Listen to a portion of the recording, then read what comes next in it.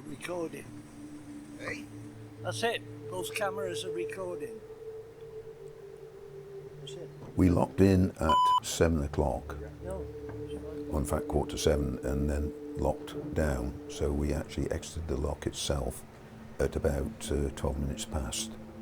And as we're coming out now, yesterday when we came in, we had 1.5 meters of water. Today, at the same place, we got 5 meters of water. So what I've decided to do is exit the barrage, and as we do that, you can see the sun rising almost straight ahead, which is due east, and then we'll go straight out and straight across the channel. And you see the buoys there. We've got a draft of about 0.5 metre. The yacht that we're following at the moment has obviously got a large keel and a couple of metres, so she's following the channel down to the exit. Yeah. And then turn into port. And we intend to go straight across just as soon as we get out, which will just be in a few minutes' time.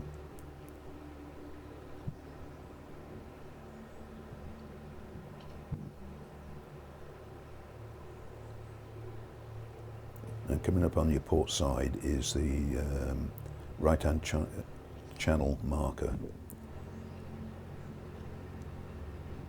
And in the distance you can see Flatholm and Steepholm. The yacht we didn't know, but his home port, her home port, sorry, is Portishead. So as we turn to port and go straight across due east, he tries his sails and then gives up on that and puts his motor and follows us, and then he actually ends up about 20 minutes behind us in Portishead. The reason for coming out at 7, 7:15, 20 past 7 in fact, as opposed to leaving at 6 in the morning, I looked at it and I realised that at 1.5 to 2 metres of water, there's very little current. The tide is just filling up all the various holes, potholes and everything else in the riverbed itself. So we wouldn't get the benefit of the speed of the current. As we come over the channel, which takes you up to Newport and also into Cardiff main commercial docks, we start to pick up some speed. And we're actually doing about 8 or 9 miles an hour very shortly as we go straight across towards Cleveland. And we're just on top of the bank now, and we should turn to left very shortly to your port side.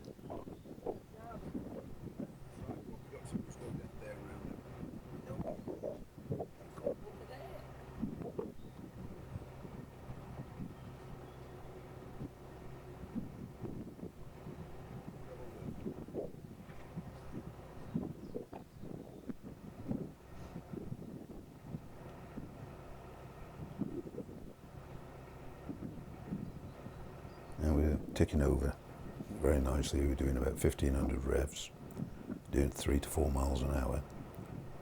As the tide is coming in from the right starboard side.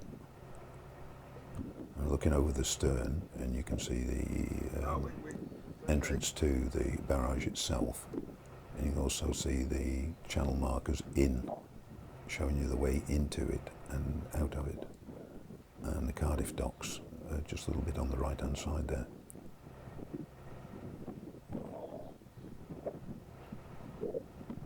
And we've now moved out. We're clear of the channel, and we should turn a little bit to the port side. So we're going almost due east across the channel towards Cleveland. This coast, or the hills you see on the other side, is the English side of the channel.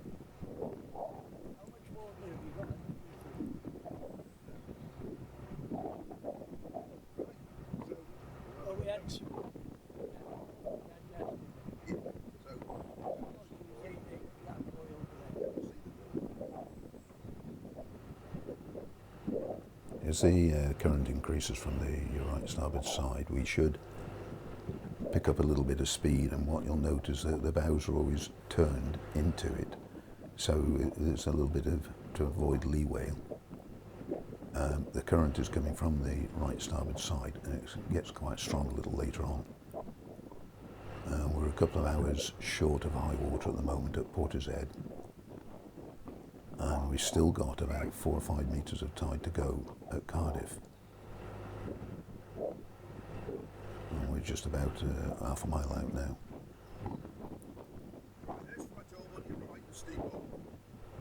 And you just note we're turning more. We've actually turned a little bit into the sun, so we're going almost due east with a little bit of west there. And just where the screen disappears is actually Portishead, where you can see the sun shining most bright on the sea there. That's where we eventually end up. But for the next hour, as the boat sits slightly at about 30 degrees into the current, that allows us to keep a straight course or follow the course across through the Severn, through the various channel buoys. And once again, off almost half right is the Flatholm and Steepholm, and the rest of the British Channel and Bristol Deep down to your right hand side, starboard side.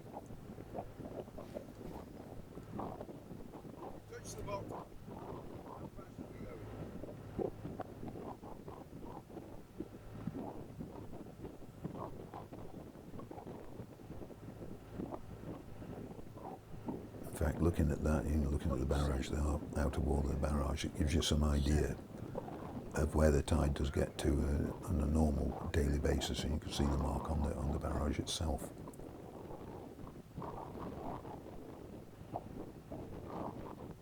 And looking at the chart now, all to your left port side, it's buoyed, but all to your left port side at this moment. If you go half a mile or a mile to the left port, what you do is find yourself aground and being pushed up the Severn with the speed of the tide. So it's important that once you're in the channel, you stay within the channel. And once again, you can see we're going east, but the bows are turned slightly to the west, simply because of the current, or the amount of current coming from or up the Severn, up the Bristol Channel.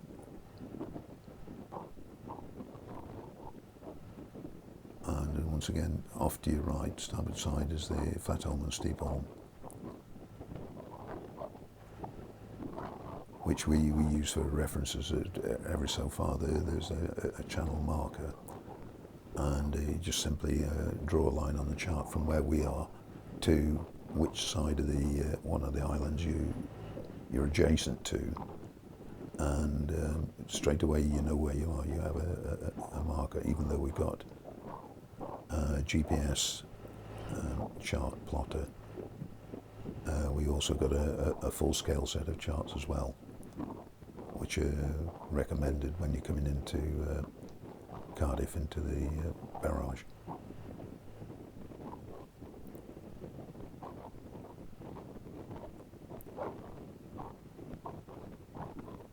Once again, looking forward, the bows are still about 30 degrees off the course, going straight across as we're going into the current.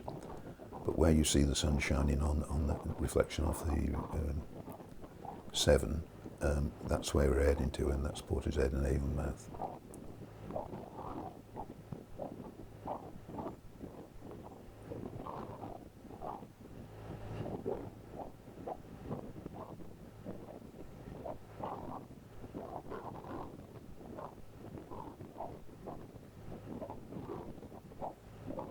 At the moment it doesn't look as though we're doing any speed at all, but we're actually doing 8 miles an hour.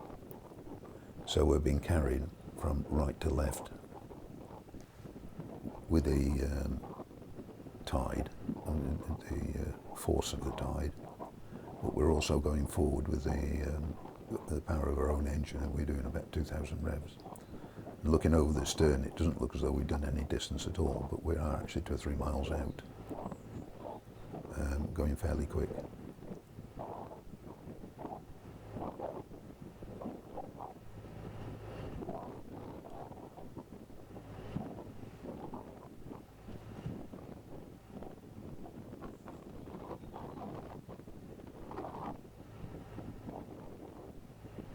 Perhaps what I should say now is that when we came in yesterday evening, when we turned into the channel, we had about 1.5 meters of water going up the channel into the barrage. And when I looked at the tides, one for 6 and one for 7 o'clock this morning, I checked the tide for 6, and that would have been just under 2 meters of water, which would mean that the channel outside the sandbar, just outside the barrage, would have been clear, and we would have actually gone down to the pier and then turned to port, as the yacht did that went out in front of us this morning, because clearly she got more draft with a couple of meters of keel below the water. But looking at the water for 7 o'clock and also looking at the hourly speed of the currents, it was quite clear that if we went out at 7, we'd have 4.5 to 5 meters of water clearing the entrance, and we'd have 2 or 3 meters of tide, 2 or 3 knots of tide, as opposed to hardly any tide, helping us along the way and across. So if we're doing 5 miles an hour at 2,000 revs, the extra 2.5 meters of tide puts us at 8 miles an hour, and we've only got, I think it's about 16 or 17 miles to do between Cardiff and Portishead, so we should be there in just over 2 hours, if everything, of course, goes according to plan. Yesterday, didn't we? Just home and steeple and straight line. Yeah.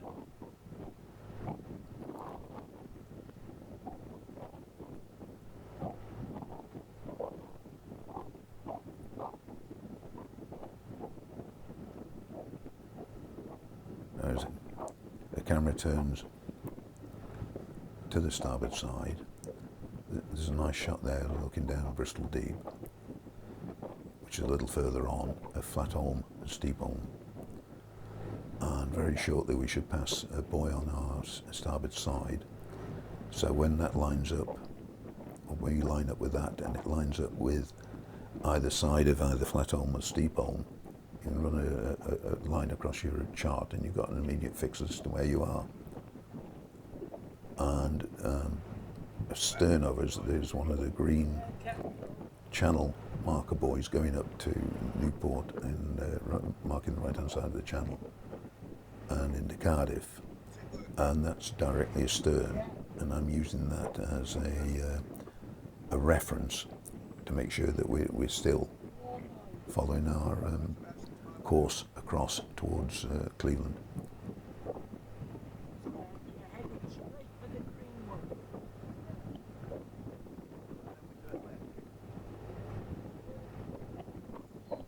This time yesterday, at this point, we had about 2.5 meters of water at the very most, and very little current. Here, we're getting assist by the current, and as I say, we're doing 5, 6, 7, 8 mile an hour, and the engine's just really ticking over, it's not working. So we've still got about 2,000 revs, we've still got 1,000 revs spare. Stop there. If we should need a little bit more power.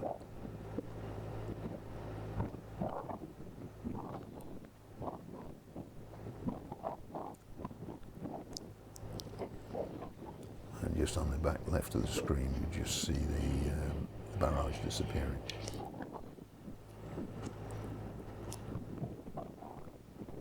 If you look just down on the right-hand side, the starboard side of the boat, you can see we're picking up a little bit of speed now, but we're still 30, 35 degrees.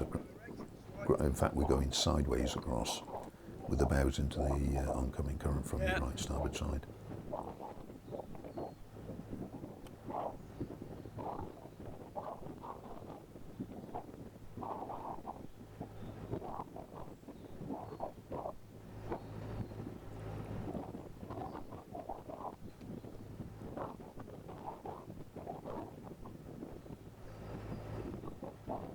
we've got a little problem in that we've got a bit more wind than we had yesterday. So coming over here yesterday, going the other way, it was almost flat calm. Here, we got the wind coming from the southeast, south or southeast, and the waves are pushing into your port side, and they're also running into the current. So you've almost got a wind over tide situation where the waves get a little bit more choppy, and you can see it in the stern shot, as opposed to flat calm. But we're still making good time. We're still doing 8 miles an hour, 8.5. And we should be in there about 10 o'clock, I expect, into Portishead.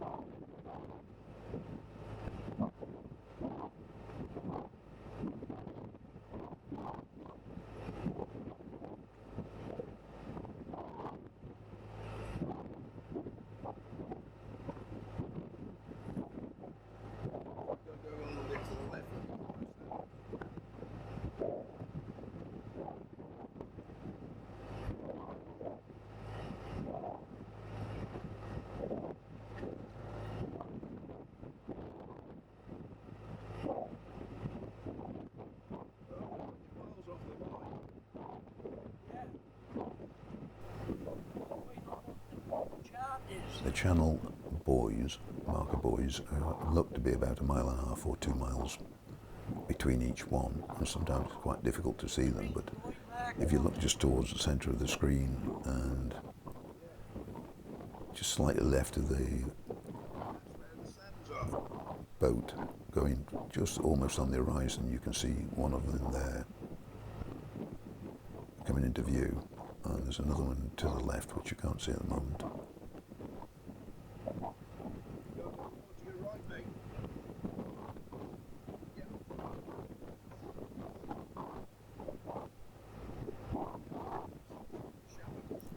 And a look over the stern shot shows that we are actually going almost straight ahead. We're perhaps a little bit too far upstream there.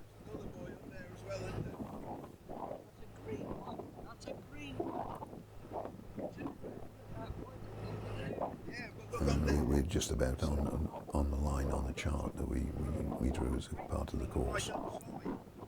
And you see the buoy just coming in the left-hand channel marker.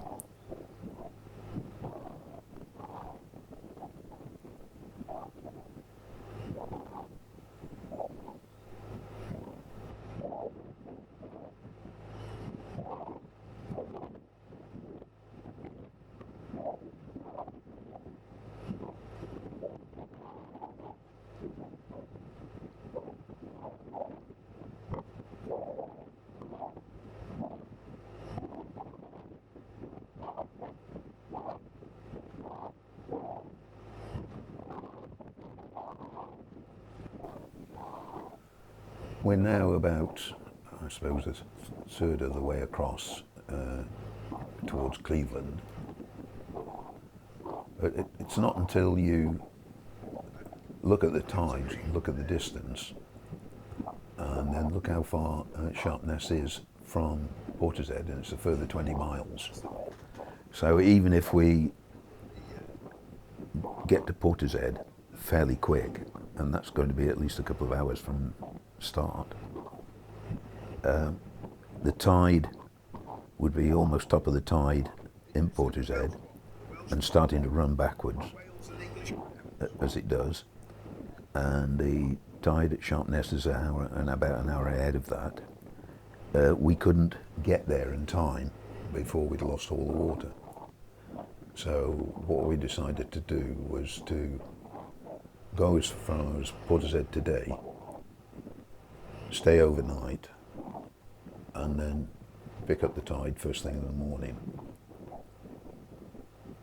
And once again, we're looking over the stern. And there is, although you can't see, one of the large green channel marker, and I'm keeping that directly astern and using it as a visual aid as well as looking on the GPS on the screen, just to see where we are on the chart that we on the course that we came down on yesterday.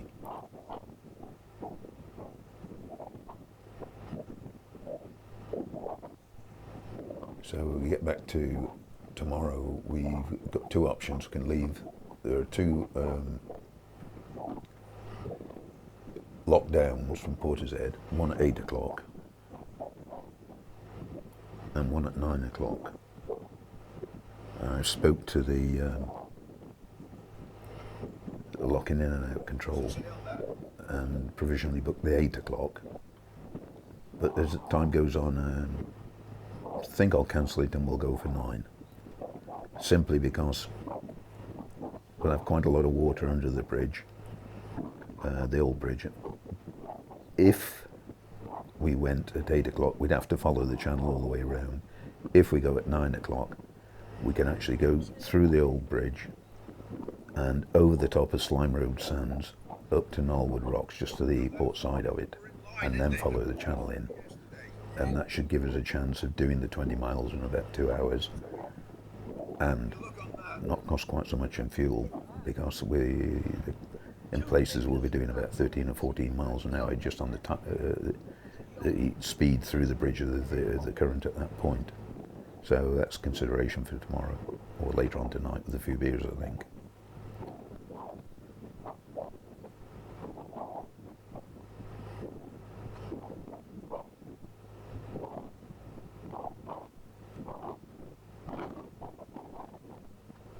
I think from looking at the film now and looking at the boat and the way it's behaving, you can see that we're actually going quite a little bit quicker, faster than we were when we first set off, and I think that's because we're moving out into the channel and it's quite a big tide. So there's all the potholes and various other things, and the river, the bed of the river have been filled up. We're now getting the benefit of the tide coming in, pushing us, trying to push us sideways to the port there, and we're still going forward with the bows sort of 30 degrees across the east-west course that we'd set ourselves. Once again, we're looking back at Cardiff, and that's the dock area, and just to the left, which my elbow's in the way, in fact, you can just see the barrage entrance.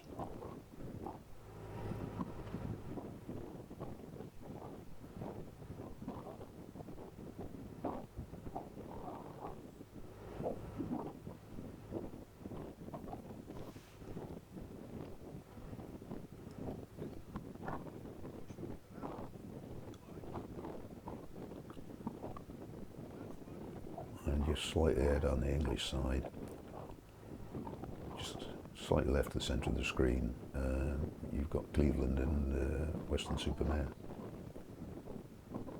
And on the left-hand side of the screen, you just a little hump, and of course that's where Portishead is. So we've got about another 3 or 4 miles as we're going straight ahead, east to west, before we turn to port. Follow, I think it's the Bristol Deep up towards Portishead and Avonmouth, and you get quite a push there, and the current's going straight up, and of course it's quite deep.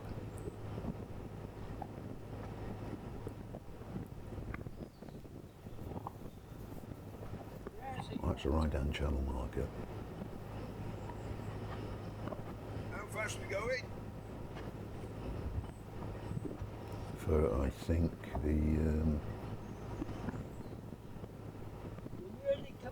the channel leading up to Newport and Newport Docks. Well, move it on a bit.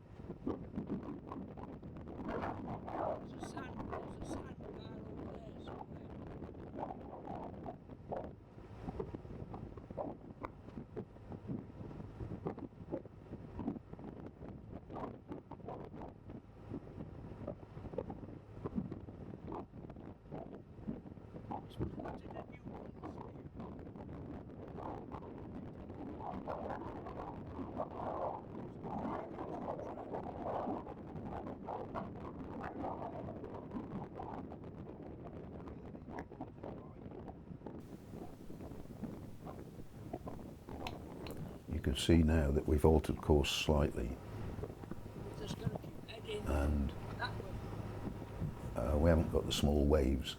Just stop being pushed We're over not the quite in a wind over tide situation.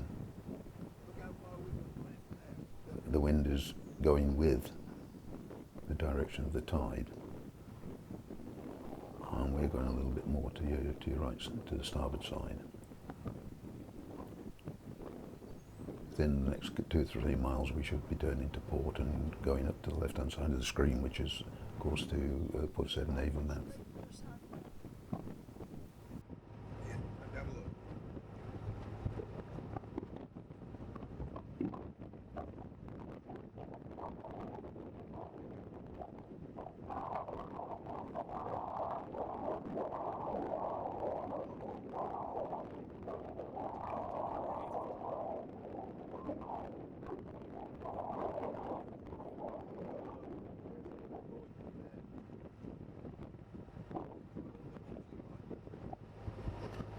You're not taking into account the fact we're 5 mile an hour current.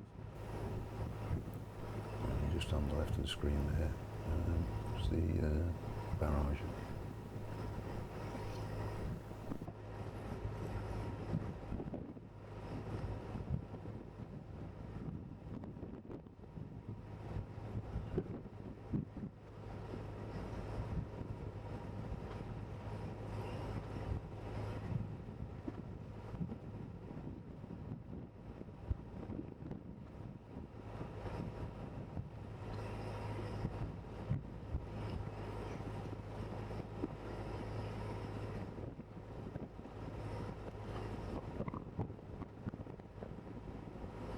It's called leeway. We're being pushed fucking that way.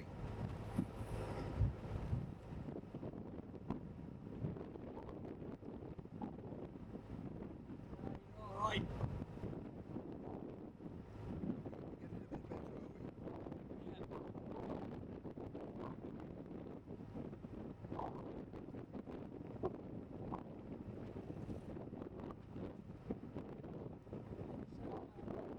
Yeah.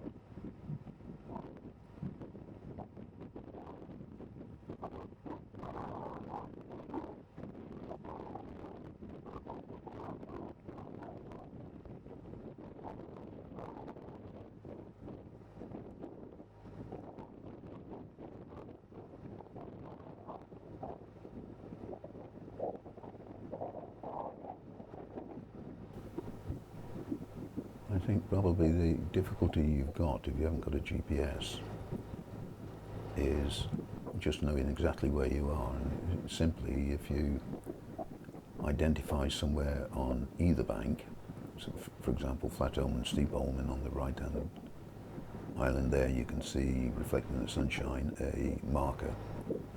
Is simply take a bearing and a back bearing and convert it to a back bearing and run it across your screen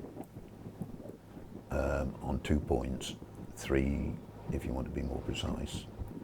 And it would take a few minutes. And if you know where the buoys are, which we do, you can do the same again. And you've got 3 or 4, 3 preferably, back bearings to various places. You know exactly where you are. You know, latitude and longitude within a few minutes, well, probably quicker than that. And looking over the stern view again, Is that boy there? you Look. take a bearing off the barrage, that gives you the lateral line straight across, east-west. Flatholm and Steepholm, and there you are. Just in case your electronic gizmos fail, you drop back to the basics, which is to make sure you've got all the charts, which once again we have, We're still at my agreement, look. and a sharp pencil and a straight rule, which once again we carry. So at least you know where you are. And about every 20 minutes I mark something on the chart, Are we coming back online? just in case we get problems with the electronics we've got on board. We're heading for it. So even though we're like that, we're going like that. We'll be hitting your red light.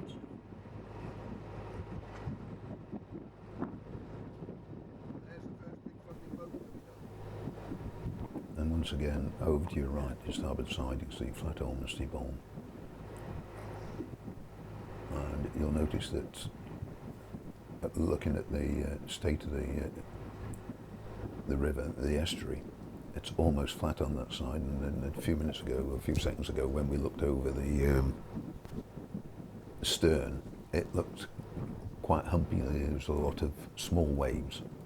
So we're obviously altering course slightly, so we're not picking up the wind over tide situation. And on the top side of the boat, you've also got all the sandbanks. So as the tide is coming in, it's being forced up onto the sandbanks, and of course that's causing agitating a certain amount of roughness, as you can see from the, if there's such a thing as roughness, as a series of small waves. Totally different stern view to looking forward over the bows. And looking at that also, you can see the channel going up to Newport, just in front of the white buildings. It's almost flat, and that's because it's quite deep. And just on the right of the screen, it's beginning to flatten out a little bit now, because where we're moving is getting a little bit deeper. So the wind is not having the same effect on it.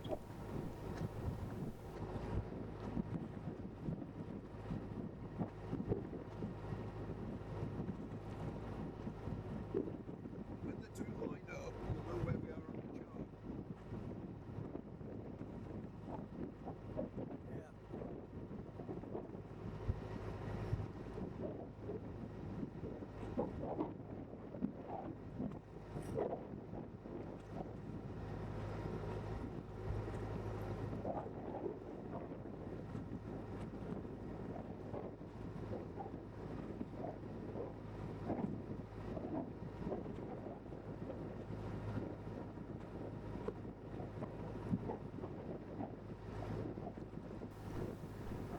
And just on the left there,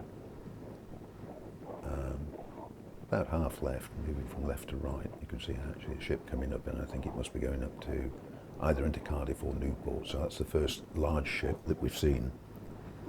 So obviously there's more water there now. We left them when there was 5 metres, so I should imagine we're an hour on. There's got to be 6.5 or 7 metres outside of the barrage. What time did we leave? A loaded ship coming in. Gives you some idea of how much water there is there. And just on the right, at starboard side, just you should see the yacht that left in front of us, forward of us, with their sails up. And about 20 minutes after we got to Portishead, they came in their own port. Her own port was actually Portishead, and they'd just been over to Cardiff for the day. They dropped in yesterday, had a few beers, and they're going back this morning.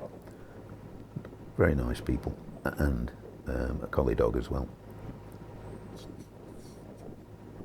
with his life jacket on.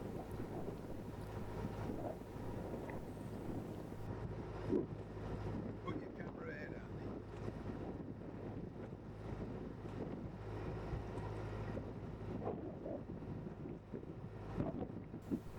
There's Flatholm and Steepholm down there, and we go forward to the other side.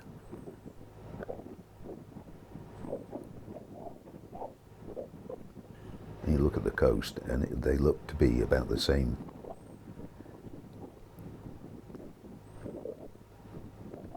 distance apart, same height of buildings and various things. So you've got to be about halfway across.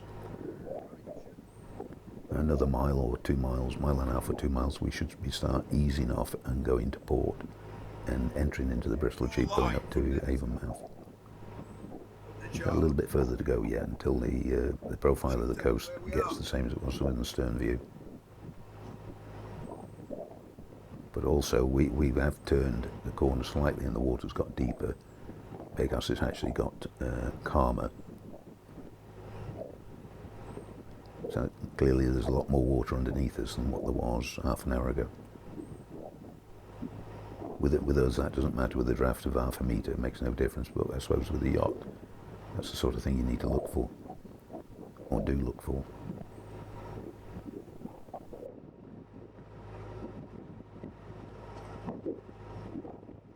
Yeah, you're coming up closer to your original tracking. We're still going in a straight line, like that. There's a green boiler. We're actually like that, sliding forward. Across it. So it's got to be 6 or 7 miles across. We're not even fucking halfway yet.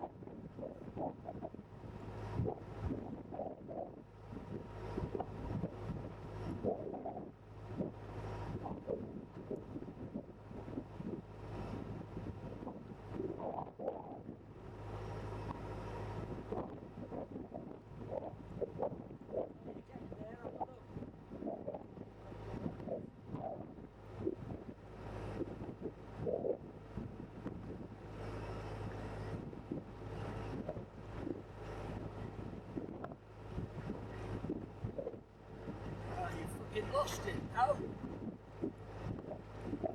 447.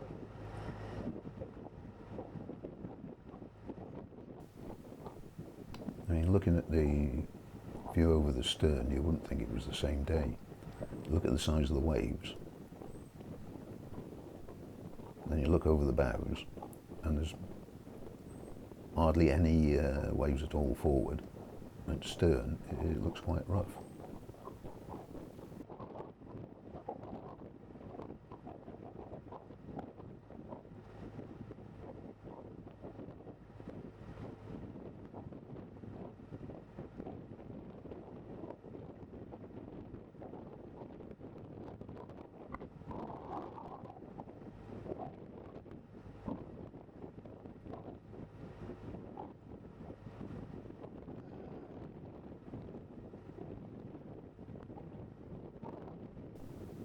I mean, this is a narrowboat and we're out on the Severn Estuary, but we actually have a full set of charts, flares, a fully submersible marine radio,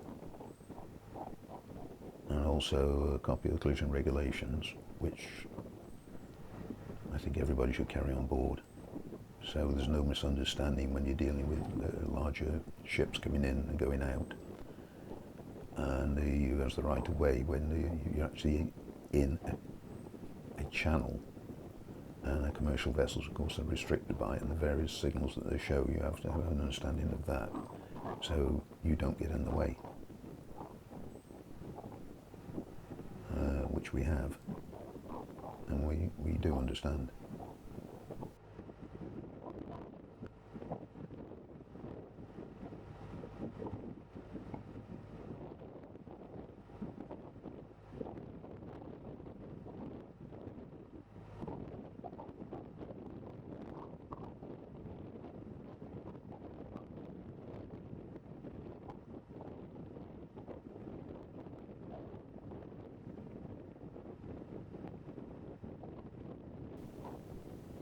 I don't know whether it's, perhaps we've got the shelter from the land and the wind's coming from over the top,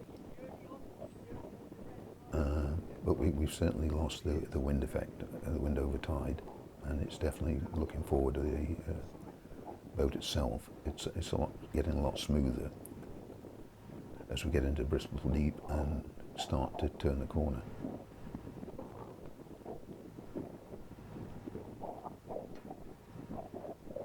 Andy's obviously made himself useful because I'm drinking a cup of coffee there. Essential.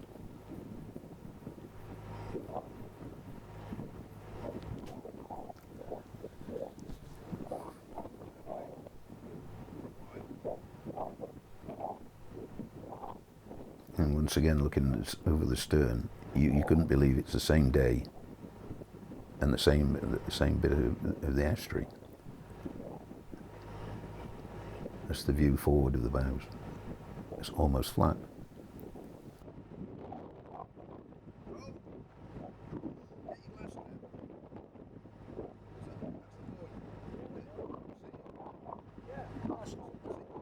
See the headlamps, see whether you can find it.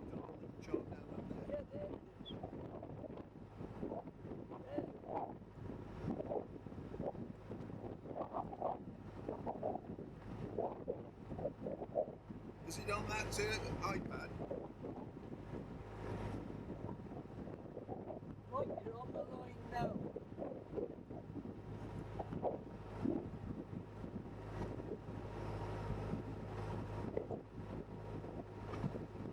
We're still on the green buoy in line with it. Right, you're coming on to the red line.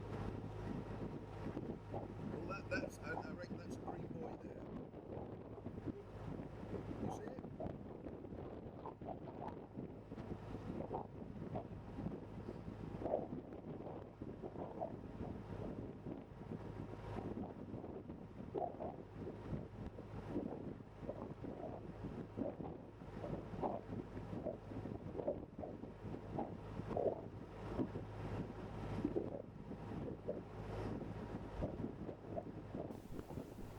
Of course, before we set off this morning, I spoke on the radio with Bristol VTS, who are the navigation authority for this part of the Severn. Cardiff in the barrage, and then as we are now coming into Bristol Deep, You should and see that buoy ahead of us. asked them to confirm whether there was any commercial vessels that we needed to be aware of, and explained who we were and what we were and where we were going, and they But the current confirmed that there weren't any at that time, that there were vessels was still line with coming up, but we'd be well clear by the time we got to Portishead of any interference with any of their commercial boats coming into Avonmouth. So once again, if you haven't got your VHF radio, they have a phone, and it's quite easy just to ring them and ask them and tell them what you're doing. And in this case, both ways down we did. And they offered their advice, and we thanked them, and we got on our way yesterday, and we'd done the same this morning. As soon as we get in at Portishead, we'll let them know where we are, so then they can clear us off their board of things likely to interfere with commercial boats. And just almost to the left of the screen now, just there's a little hump there. Almost coming in on the left, and that's where we're going to turn and go up the coast. And that then comes into Portishead very shortly. But it's still about 5 or 6 miles away. And once again, looking over the bows, I'm sure that we're being sheltered from the land, and that's why you haven't got the wind, and it's actually levelling out. And if we get a shot over the stern again, you probably find it looks quite choppy out the stern side over the back. Right, just on the screen on the left there, as the land disappears, that's Portishead, so another mile, and then we turn and go up Bristol Deep to Avonmouth.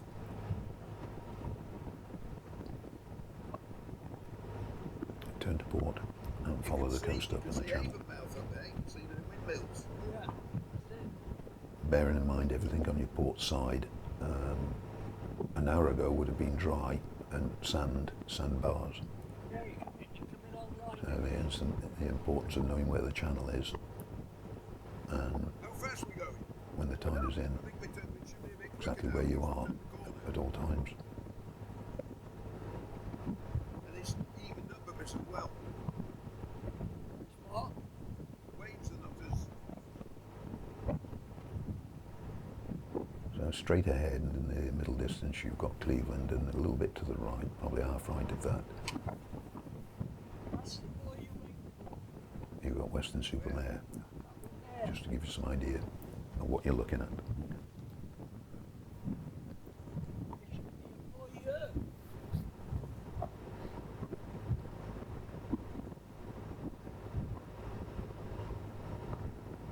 Well, I can see that.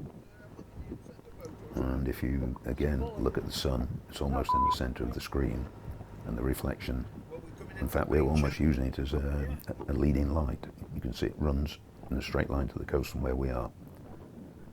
Well, very shortly we need to be going a little bit to the port side of that.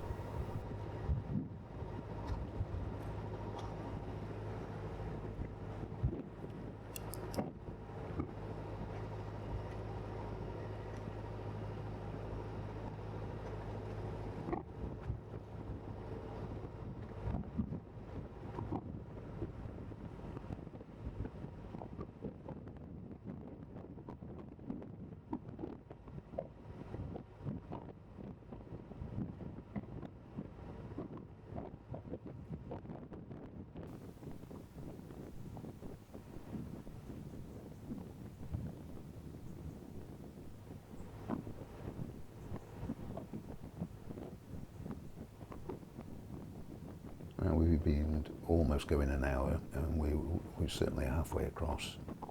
If we have some scrambled eggs now, We've probably done, in fact, I can actually have a look, we've done about 8.5 miles. We could check and get a precise distance, because the GPS would give us that, and does give us that, and that's on the track that's on the iPad, which is marked onto the chart.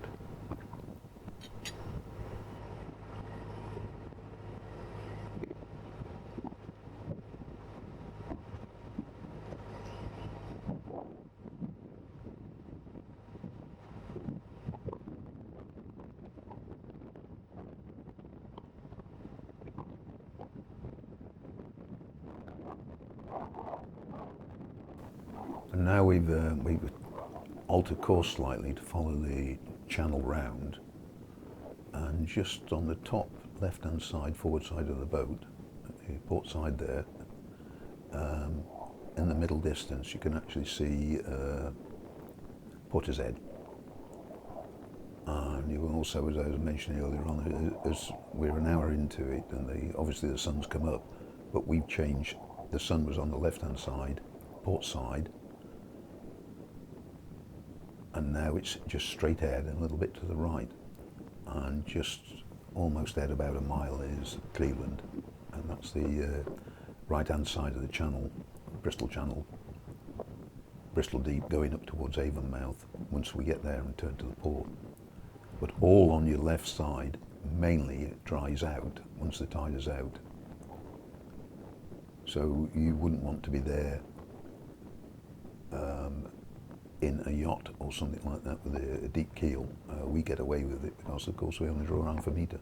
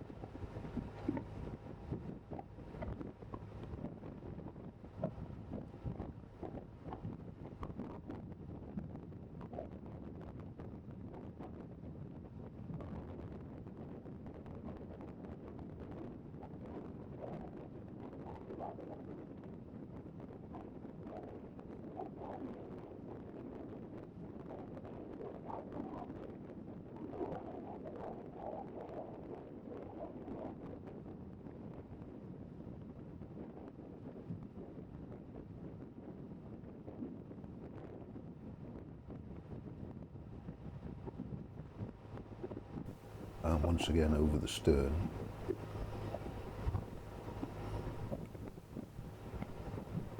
can see Cardiff, you can see the barrage.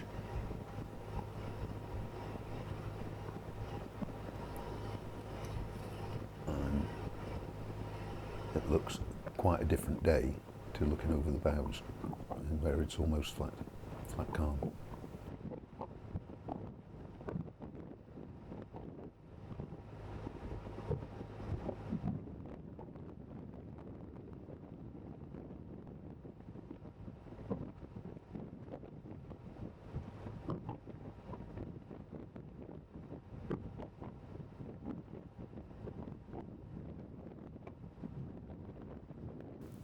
Once again, we check the speed, and we're doing between 8 and 10 miles an hour.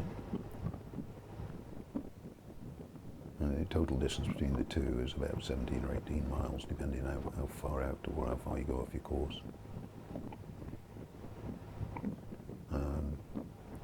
I suppose it depends how far the tide pushes you, but we are going to the right starboard side of our line so that we don't get pushed up onto the sandbanks or on your port side. And about another mile before we turned to port, and we got a deep channel going up to Avonmouth then, and that's a different ball game.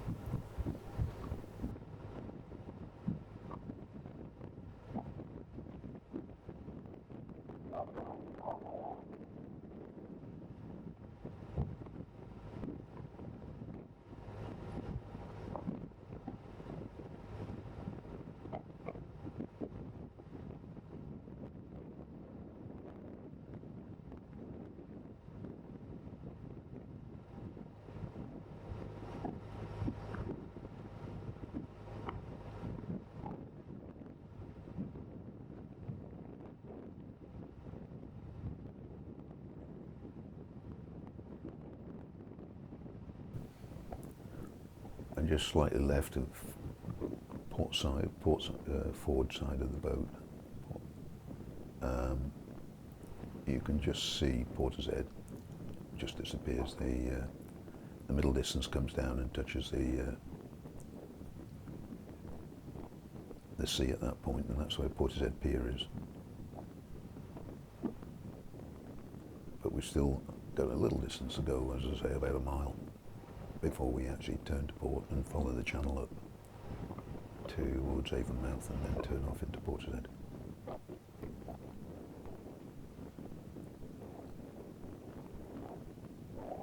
And we've got about an hour and a half before we get to the top of the tide at Avonmouth.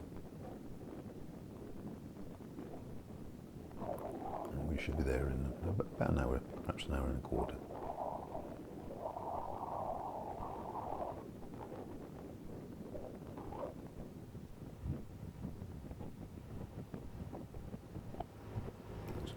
Speed of about 9 miles an hour, 9.5 miles an hour. So that's 7 knots.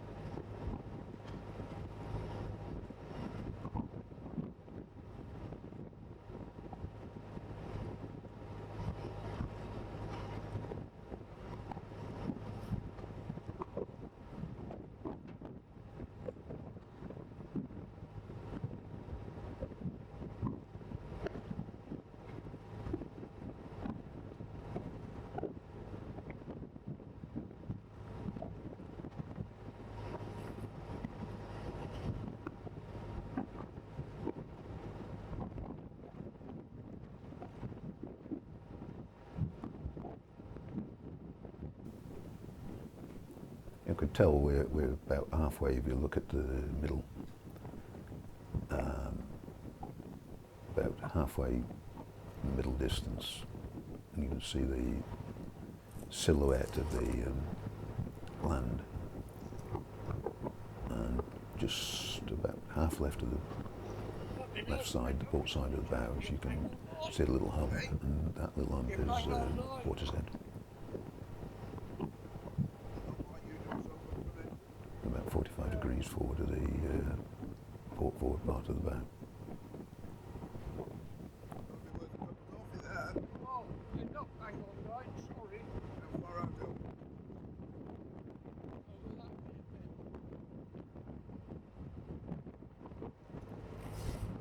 You should see that buoy coming up shortly, about a mile.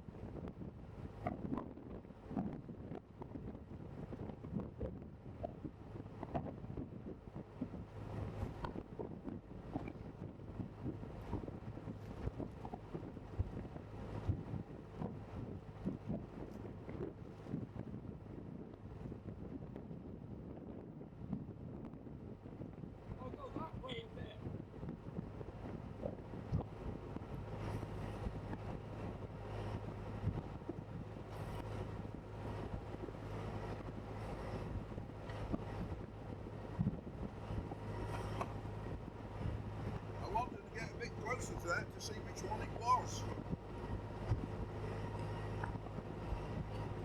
It's these two. Oh, hang on, there's one there. Yeah. One there. Sailing between them.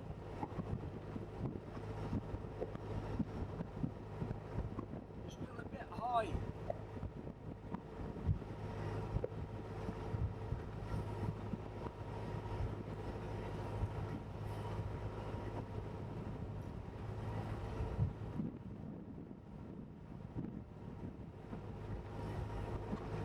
You're in line. Got me to one side.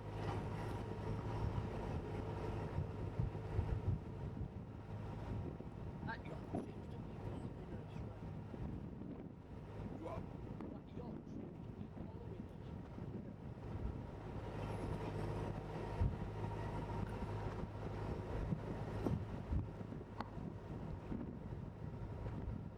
Is it more coffee? Yeah.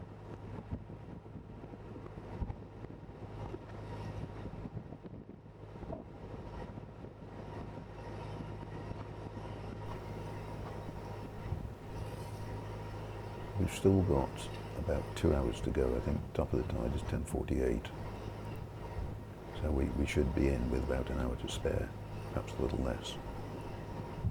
Although it doesn't look like it, we're doing 8, 9, 10 miles an hour in places. It's always a bit difficult to work out how fast you're going unless you take a couple of bearings on 2 prominent objects, and then you've got an idea where you are, and you certainly know where you left from and what time you left.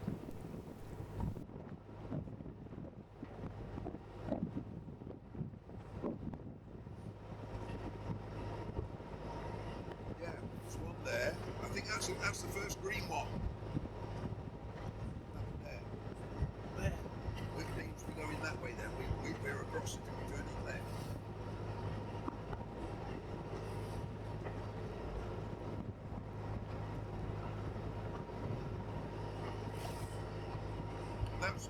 That's Portishead there. Yeah. You see the windmills just to the left of it. 2 fingers to the See left. the Severn Bridge. Yeah.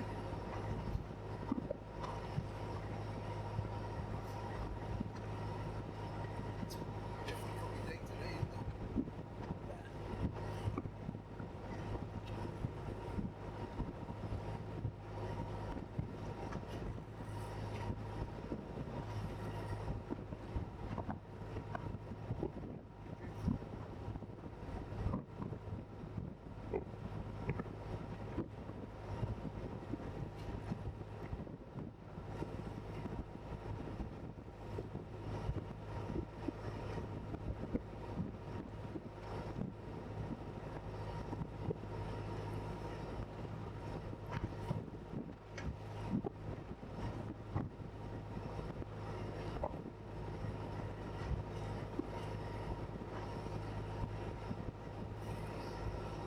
Hold on to that just for a second. Let me have a look.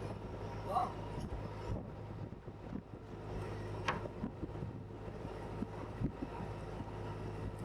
Look.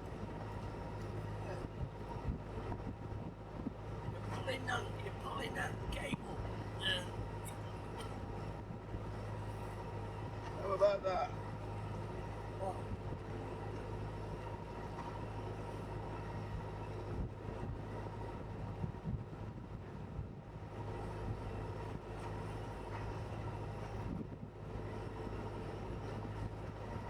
We want to go to.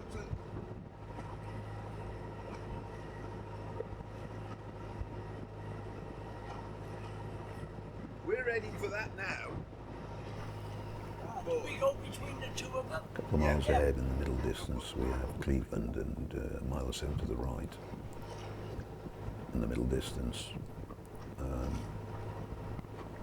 Western Supermare. Yeah, you're going to go between the two of them. Yeah.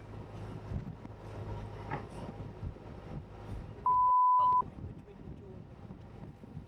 There. No, those two.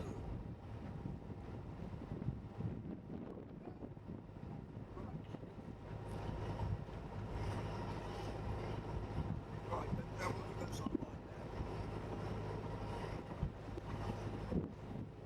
now.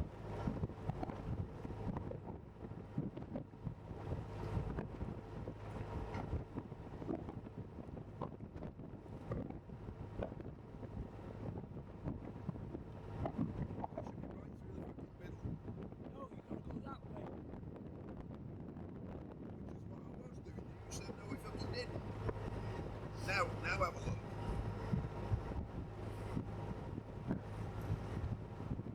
Is that any better?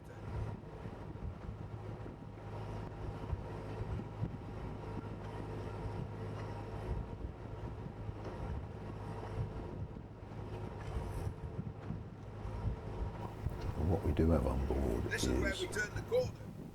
an A4 size booklet That's one of the, if you look which at your breaks binocs, that's down green board. each That's the hour right-hand of channel, the main tide channel. Yeah.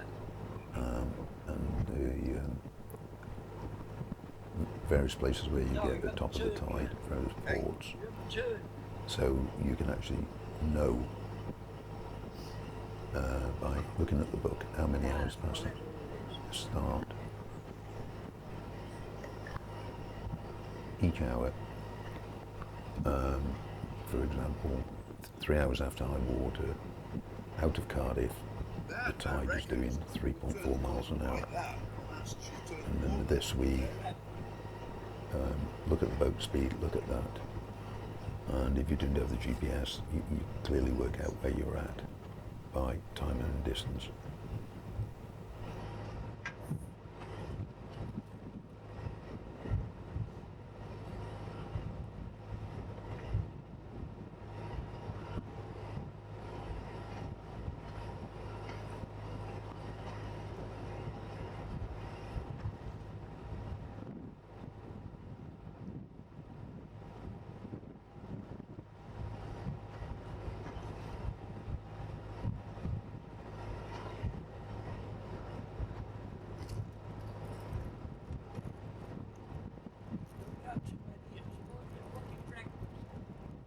We've just made a call to the lockkeeper at Portishead. We're going to, as I say, an hour or so, hour and a half before the last lock-in. So we booked ourselves in for about 9:30, 9:45, I suppose. And then what we do then is moor up in the marina, have a cup of coffee, perhaps go to Wetherspoons, have something to eat, a couple of beers, and then work out how and what time we're going to use to get to Sharpness in the morning. And that won't be filmed, that'll be just clips, a few photographs, I think, because we filmed it 2 or 3 times, just to add on to this for information, really.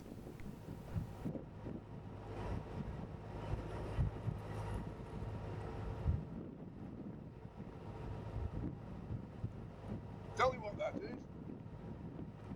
That's the mid-channel, I think it's the mid-Welsh buoy. That one there. Yeah. That one. This one. About half left of the forward bow in the middle distance, you can actually just see the outcrop of Portishead, and stern view back to Cardiff. Cardiff has almost disappeared, so you can see we're probably halfway across or Still want thereabouts. to go that way. If the sun was the other way, it'd be just the same as the forward view. You can barely see the English side. The sun shining over the top of it and hiding most of it.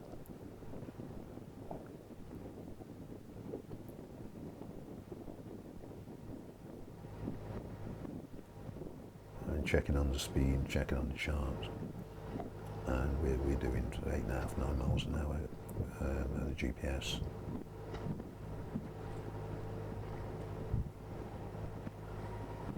I think also that the wind is eased off a little bit, so we're not quite flat calm, but it is quite a pleasant day, really quite warm.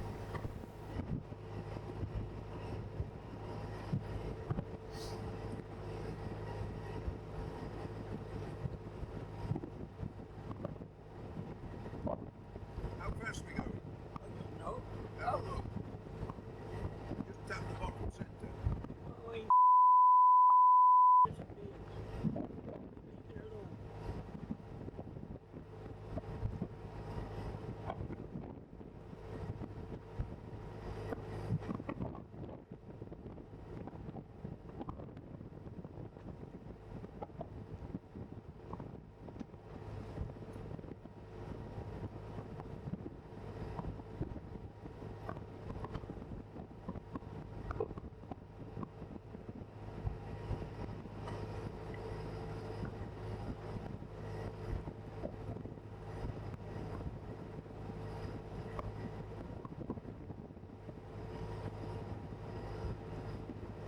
Just over an hour so far.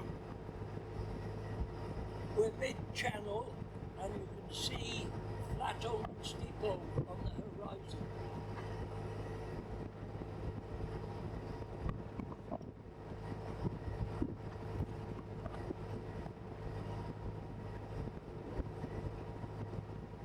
We are mid-channel and you can see Flatholm and Steeple on the horizon.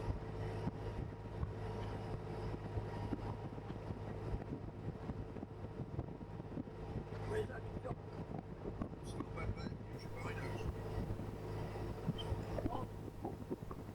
Well, we, This is where we turn the corner a little bit. by the look of it, Oh, I see. looking at the stern view and looking forward, not looking at the GPS, we were about halfway across.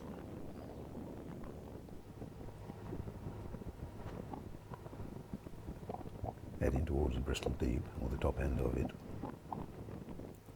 And what we've decided to do is a journey from navigation from Cardiff to Portishead. It's about 2.5 hours for the 18 and 19 miles or whatever it is. We are going to leave it in real time so that those that have not done anything like it get some idea of what's involved. Should be turning Right, the corner looking when at we it at the go moment, past it's that. hard to imagine that you're doing 7 or 8 miles an hour and sometimes quicker in Look, places. look at the river. Look ahead of it. It's Yeah. flowing up there. We're coming in. Whoa. See? Just there. And with speaking over it and just mentioning a few of the things that are involved, I think it also helps for you to get a better idea of what's involved as well. That should speed us up.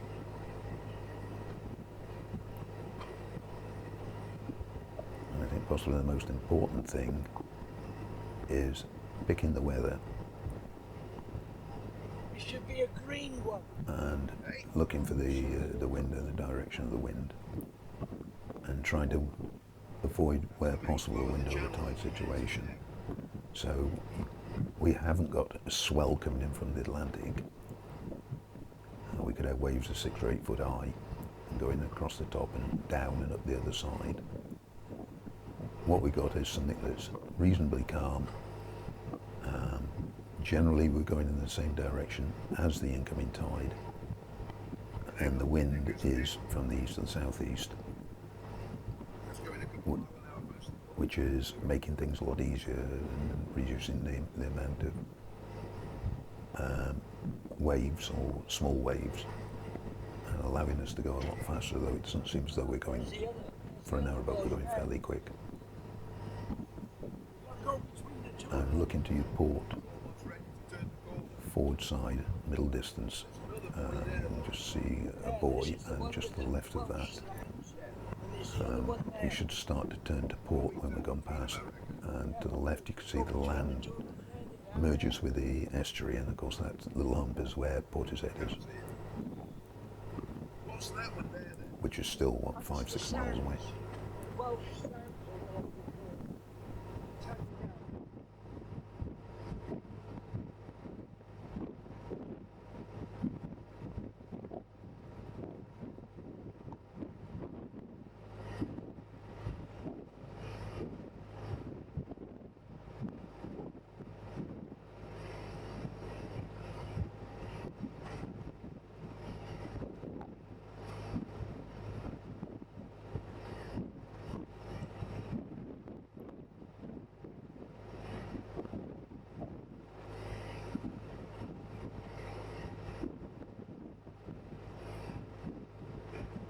red and white boy off the starboard.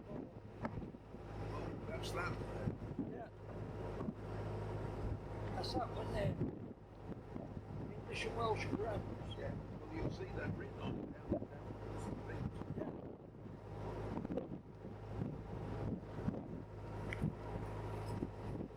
Is that another buoy there? Look. Yeah.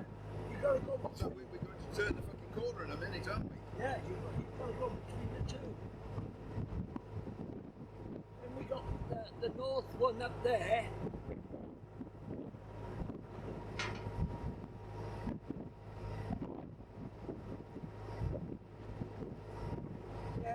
back on the line when you get round that buoy.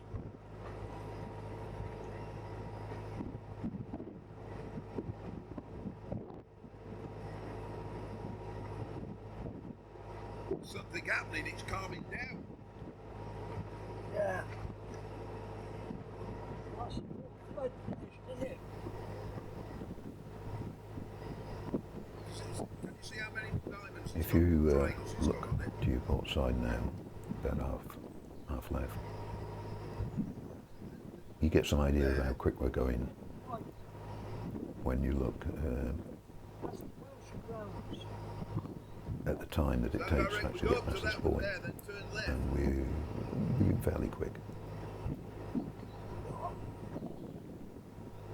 Oh, we turned up between them. And also we're getting closer to the shore, and that's getting some shelter from the breeze as well, so you're not getting that window of tide situation. We should be on top of that buoy now. Well, we are. You're going to get dragged into it unless you want what you're We doing. don't want to get from.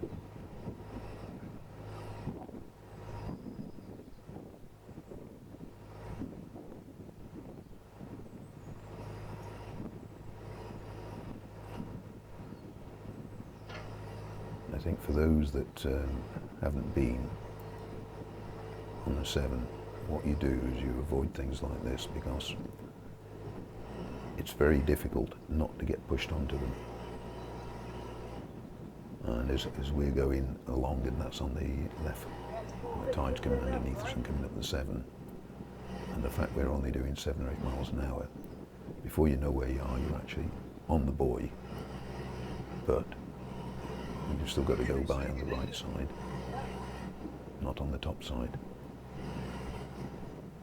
Well, you can let her off now. Bring her round a bit. And the rear view now, if you, a couple of hours ago, all that would have been sand, apart from the channel up to Right, where Newport, to next? which is close to the Welsh side.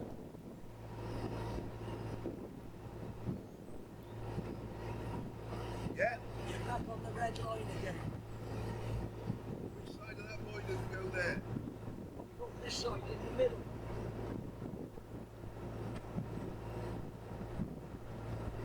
You get a much better view now, Now look at the current going past in the that. distance of the English side, the land, and the way it dips down into the estuary. And of course that little lump at the end is where we're going to is Portishead, and just beyond that is Avonmouth. And directly ahead is Cleveland, and just a little bit to the right of that, as I say, is Weston-super-Mare.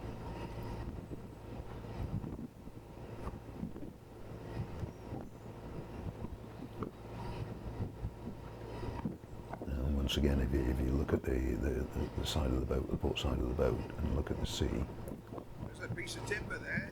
the sea and the estuary, you can see how quick we're actually moving by it. As we start to turn the corner and get the full weight of the tide, the last hour and a half of tide, which is normally the quickest, giving us a shove up the backside, stern first.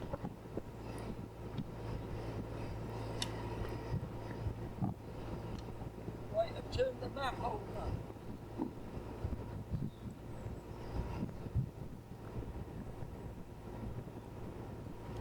That's a green one there. Yeah, that's it. Turn the corner.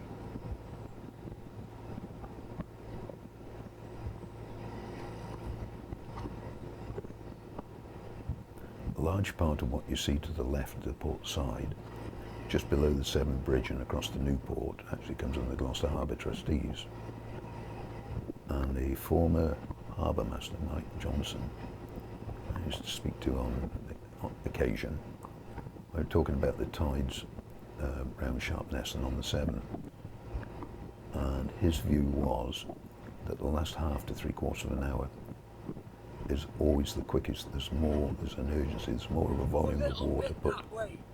in that last 3/4 of an hour than the rest of it put together. So if you're trying to get in somewhere and you're trying to get in an hour or even less before high water, if you've got a narrowboat or something like that with a small engine and a small propeller, it's always more difficult because the speed has increased, the volume of water has increased. So you have to bear that in mind when you're trying to get into these various places. Certainly above the chutes, and there's halfway between Avonmouth and from there on up, which of course we'll be doing tomorrow.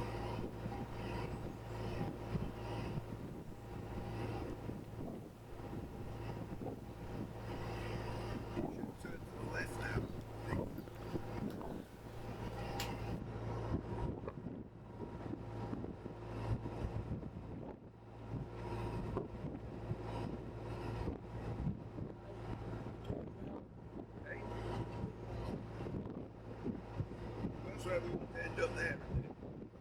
The coast round.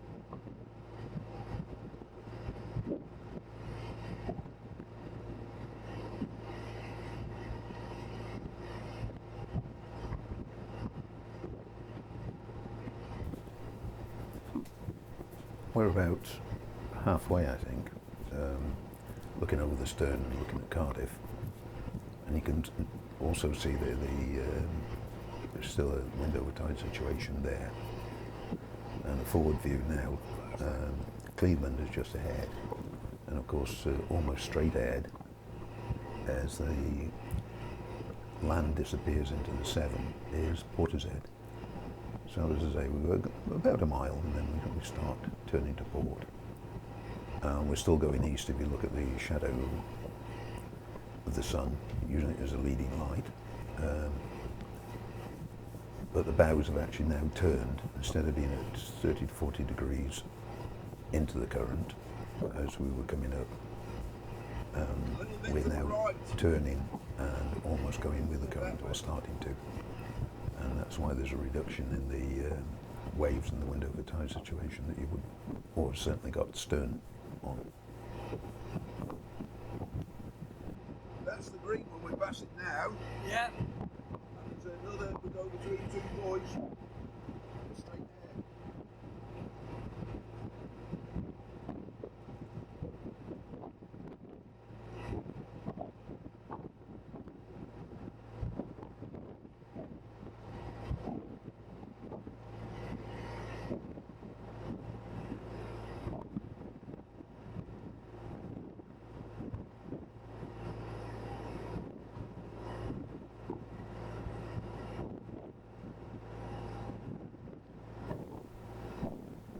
Just checking on the instruments now, we're doing about 2,000 revs, which is 2/3 of the speed, and the temperature is on 90 degrees, which is absolutely where it should be, and the generator is,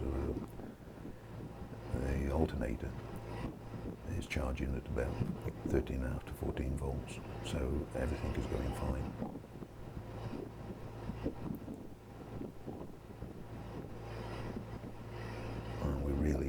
It seems to be its best cruising speed is 2,000 revs, and as I say, 7 or 8, 9 miles an hour in this situation with a little bit of assistance, well, a lot of assistance from the Tom. I can't see. And as you can see, we're getting closer to the coast, to Cleveland, because Portishead is coming in a little distance, almost on the left of the screen. So we'll go ahead from, as I say, a mile or so, not much further, and then we turn to port and run up the coast in the Bristol Deep.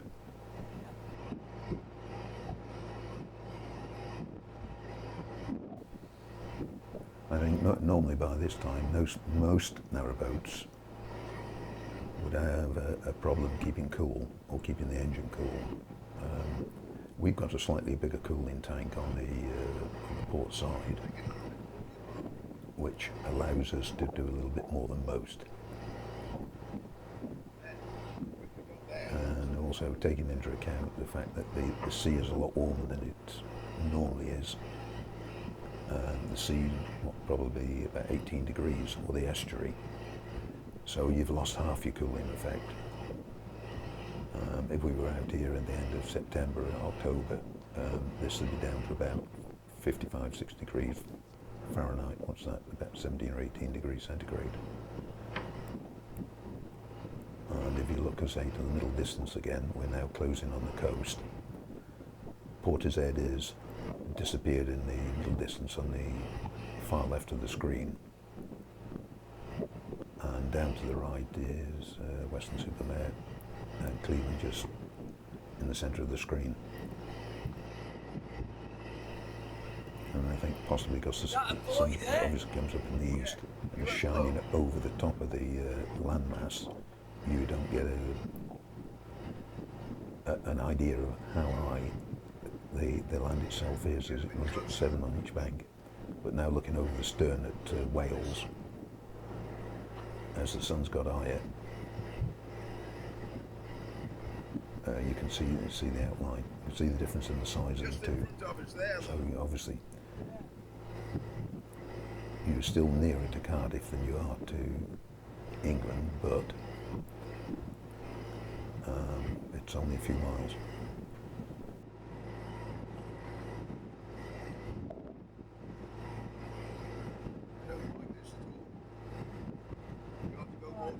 You're heading up right again. Go to the right, yeah. And what we're doing is we're going a little bit to the right, to your starboard side, because the current's a little bit stronger, and we don't want to be pushed up onto the sandbanks to the left, to your port side.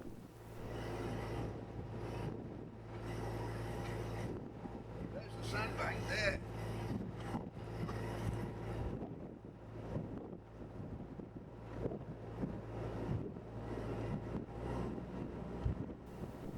And we check the track, the course, and we're more or less in a straight line east-west from Cardiff to where we are now.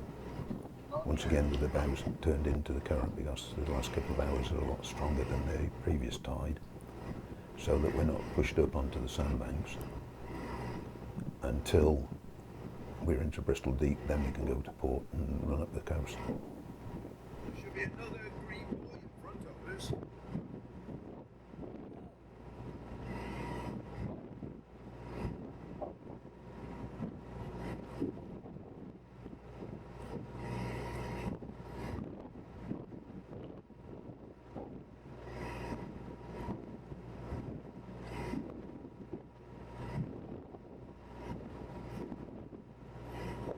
Yeah, you're coming on low.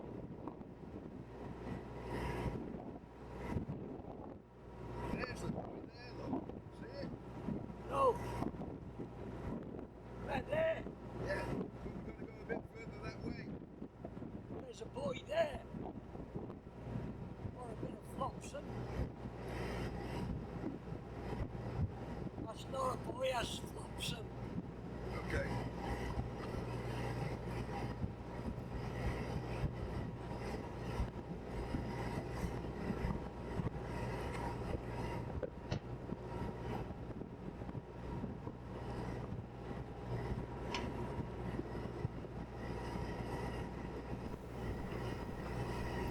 Portishead is It's almost green buoy. middle distance, centre of the screen, where the land disappears into the sea. That's actually Portishead, and the pier just tucked in behind there.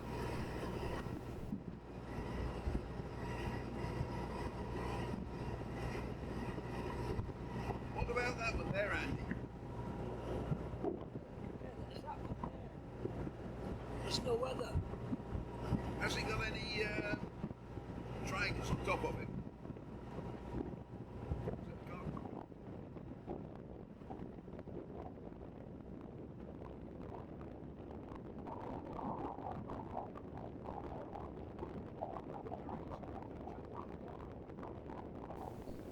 We're now closing on the coast and starting to turn to port.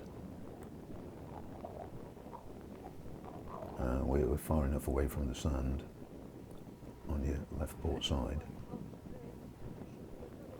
and there's sufficient water underneath us for us not to be put up onto the sandbanks as the tide's still coming in. So we've still got a few more metres of water to come.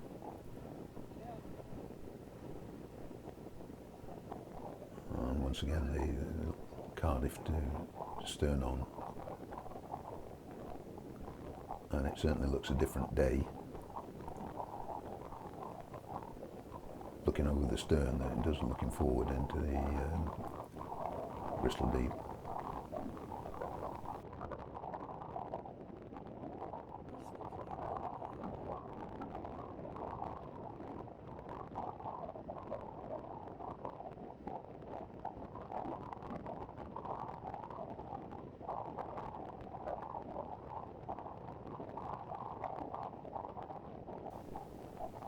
I think what we're forgetting is today and yesterday it was about 30 degrees just here, so it's really quite warm as well.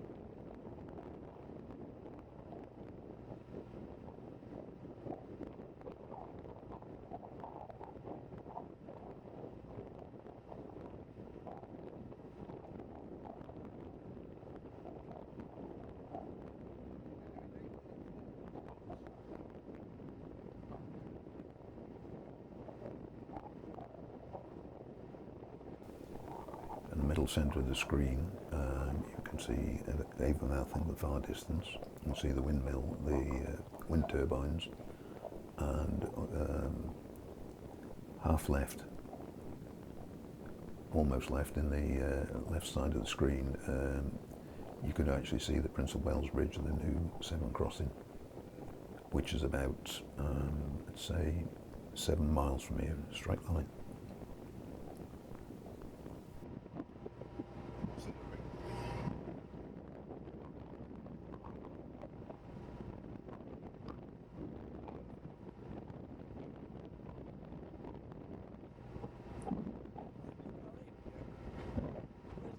Sailing ship.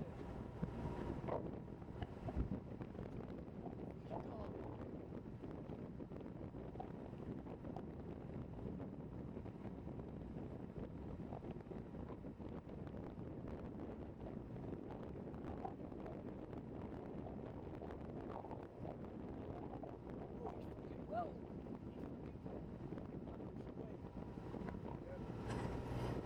it's like the red and white marker.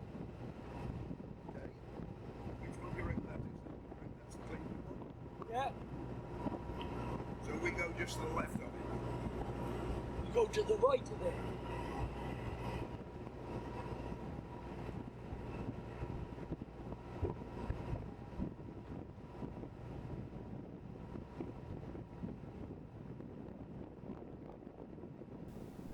And once again, the speed is about 8.5 miles an hour. We got to about an hour and a half before, probably less than that, an hour. Before high tide. We know that the tides increase in the last hour, hour and a half. So we've eased off the motor a bit and we're doing about 1,700 revs. And for a narrowboat, really, we're going fairly quick. And from time to time, we pick up the boards just to check that everything's okay down in the engine room.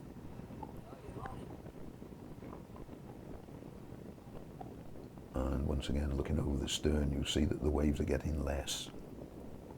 I think either the wind's decreasing or as the depth of water has increased, it's the sand underneath it is not having such an effect on it.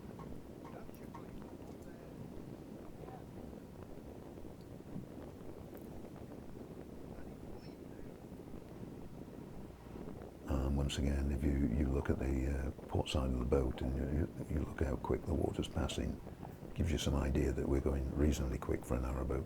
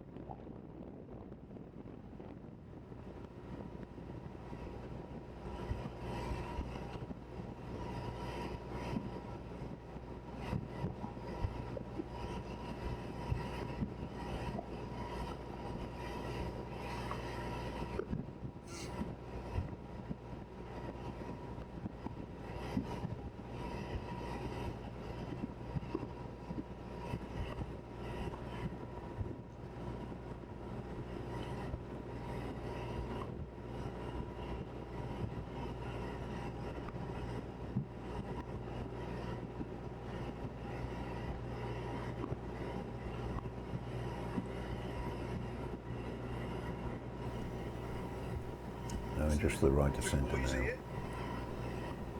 in the middle distance, you can actually see right through the fucking middle. Right through the middle. one of the marker boys, or one of the Cardiff boys, marking the sands, so staying to the right, or to the starboard side of that. So we're another half a mile and we're starting to turn to port and run up the channel, which is the top end of Bristol Deep, towards Avonmouth. You can see we're still more or less going east, which we've done all along. But now, instead of the bows being pointing down to the west, they're pointing up, and we're getting the benefit of the tide, all the benefit of the tide. And as I say, we eased off the revs A little bit just to still doing the same speed, 8-9 miles an hour.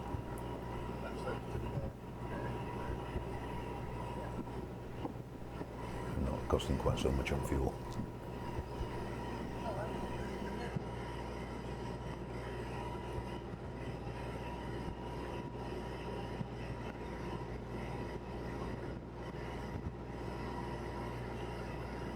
In fact, if you look at get your binos out and look how many triangles are on top of that, then you confirm it. Are they facing down or up? Facing up, there's two of them. That's the northern cardinal buoy then. That's to the north of it.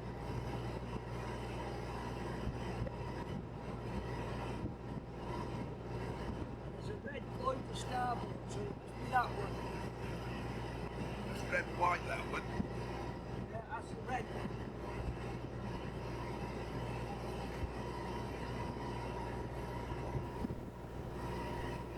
And once again, if you come to port side, you can But see you've the got to buoy, drink your coffee. and you can see how quick we're actually coming up on it and passing it. It gives you some idea that we're going fairly quick.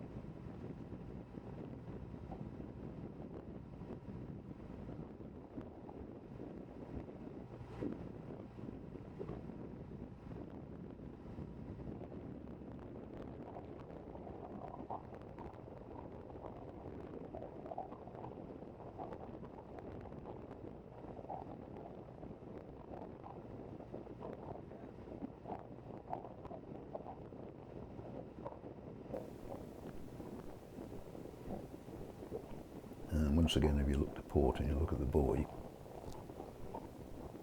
it gives you some idea of how fast we're going.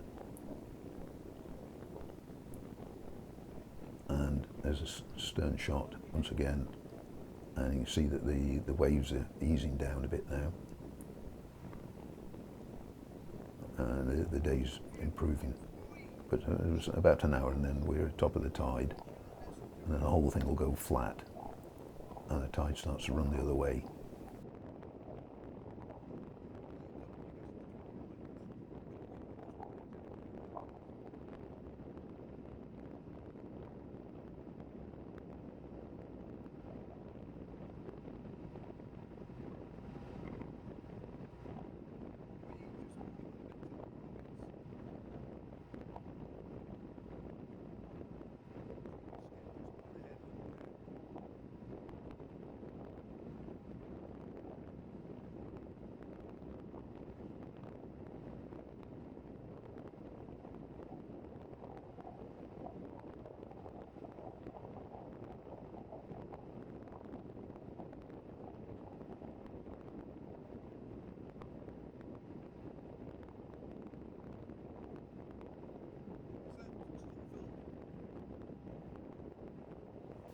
Although you can't see it just to the right, on the starboard side, it's just passing Cleveland. Yeah.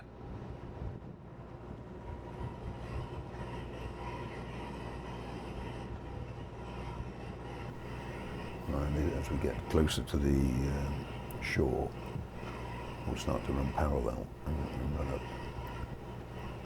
alongside it into Portishead. This one.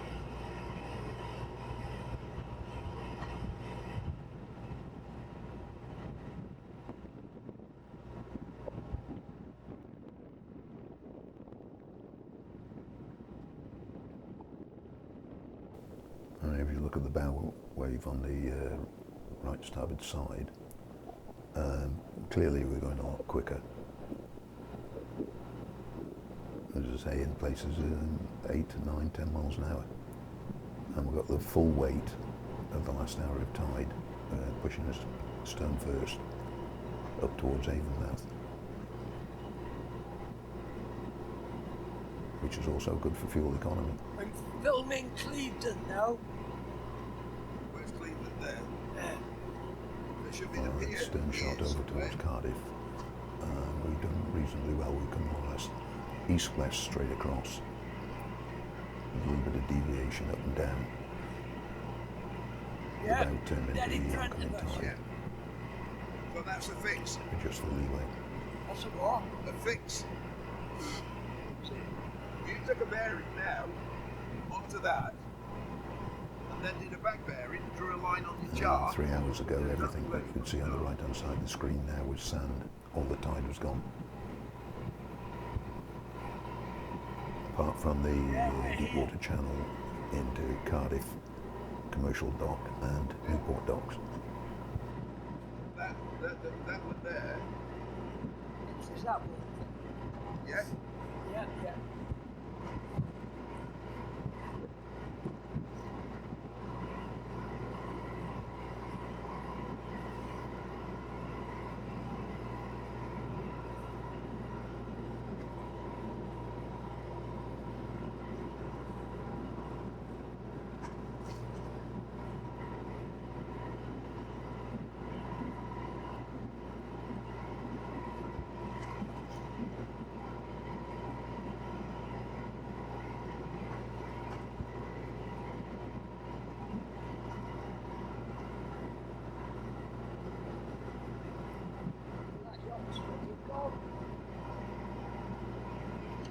Stand the base.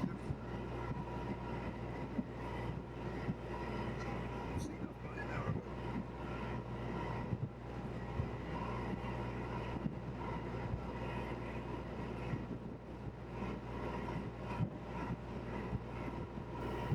I think what is perhaps a little unfair is 20 years ago I did a day skipper tidal course at Paris Sea School, and we spent a week with a cruiser, on a cruiser, going up and down the Severn and going to various places, doing navigation exercises, and we also spent 2 complete nights out, 48-hour days, going up and down the Severn in the dark. So although I'm on a narrowboat at the moment, it doesn't mean that we haven't done other things besides that. Apart from bringing my 38-metre Dutch barge all the way across the sea, round Land's End, running out of tide, off Avonmouth, and then, of course, in those days there was no new Severn Bridge. Right, As the tide came in late in the afternoon, we went up on the tide and passed under the bridge, and that's history. We ended up about midnight in Tinton, and of course the Wye Invader film is online, and I think about 64,000 people have had a look at that. So, however, anybody wanting to do this, looking at it now in real time, will get some idea what's involved. And what's involved is a fair amount of planning and understanding of the Severn Estuary, and I think I've probably got, to be fair, a little bit more knowledge than most about that situation.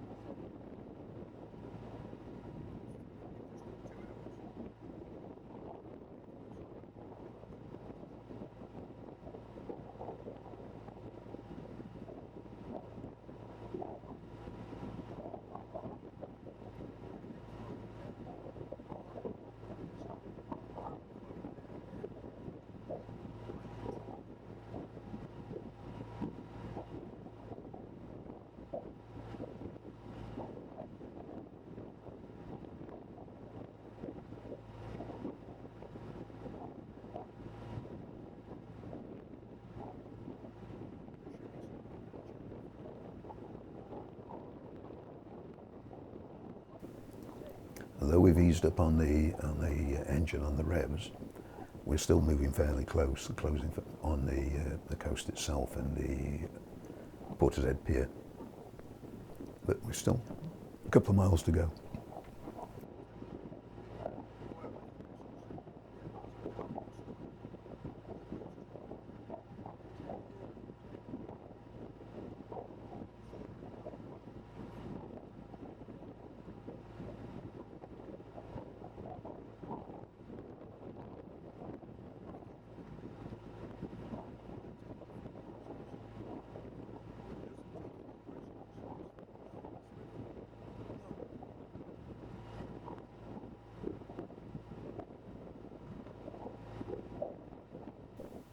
Although it looks further, I think it's possibly only 2.5 miles.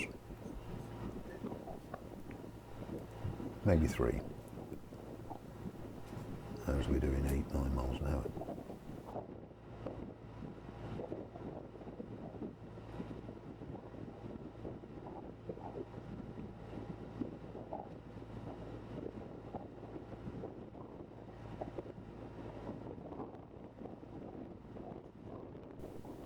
We're still in good time. The top of the tide is about 10:48, with just over an hour to go. So that should leave us with half to 3/4 of an hour before last lock-in at Portishead.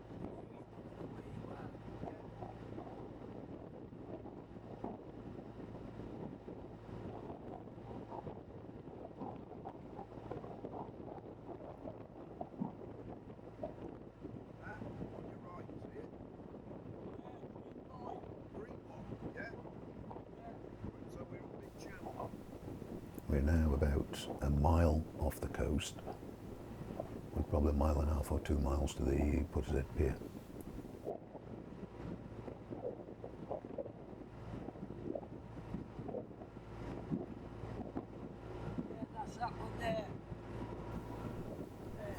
them out in the middle of the channel, top end of the Bristol Beach. Two. Yeah, there. Gotcha. Spot on. Green. Yeah, absolutely. And if you took a bearing on the bridge, brought it back,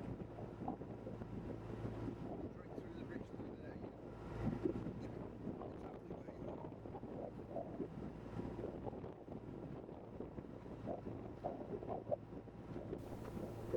are. Now what I've decided to do is turn to starboard and close with the coast so that we just skip by the end of Portishead Pier rather than being pushed on up to Avonmouth. It just saves time. If we stay as we are now, we'll end up in Avonmouth and have to turn around a mile and a half or 2 miles back down against the tide, which we don't want to do.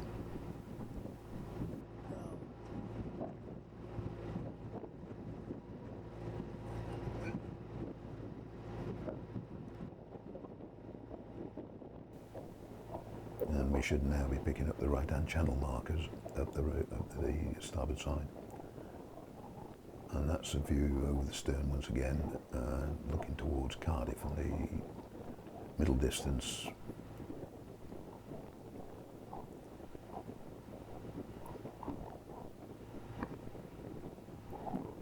You can tell you're getting fairly close when you can see individual houses and the reflection of glass on the windows.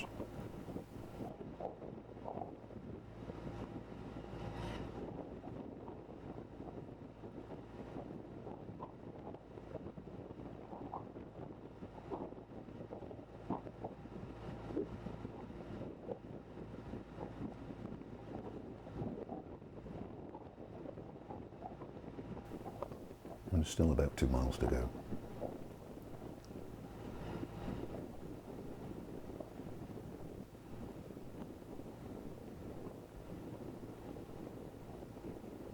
Although we've eased off on the revs on the engine, we're still doing about the same speed. And if you look to the right, to the starboard side of the boat, you can actually see the bow wave. Bearing in mind the tide is going with us, so we're travelling with the tide.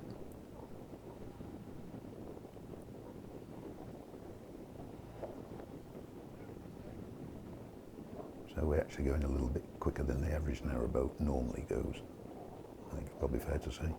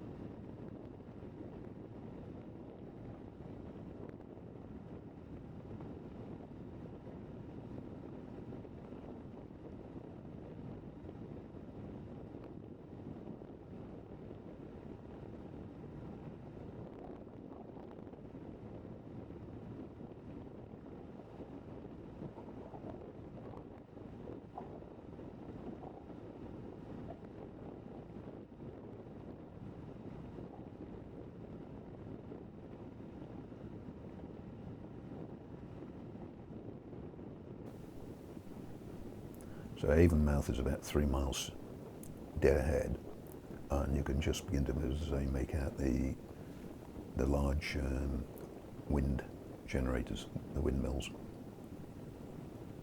And on the left of the screen is the just start to see, if we moved a little further left, the start of the New Severn Bridge.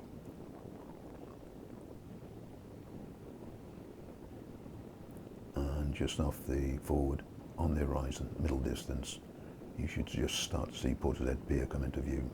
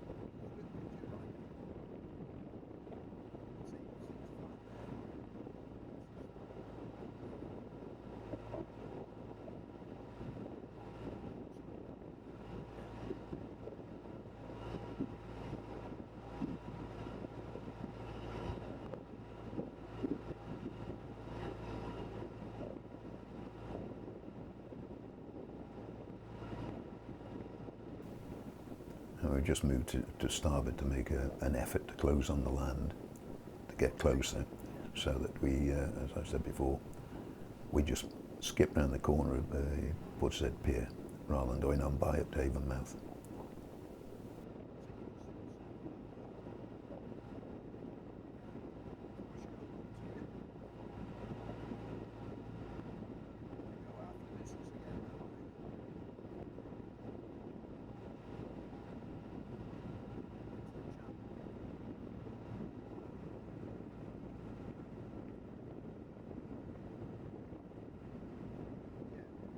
Look on your tracker.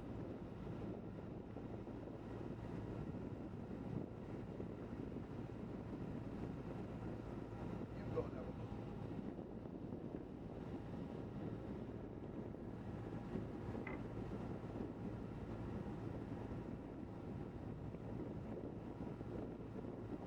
Just about on it, aren't we?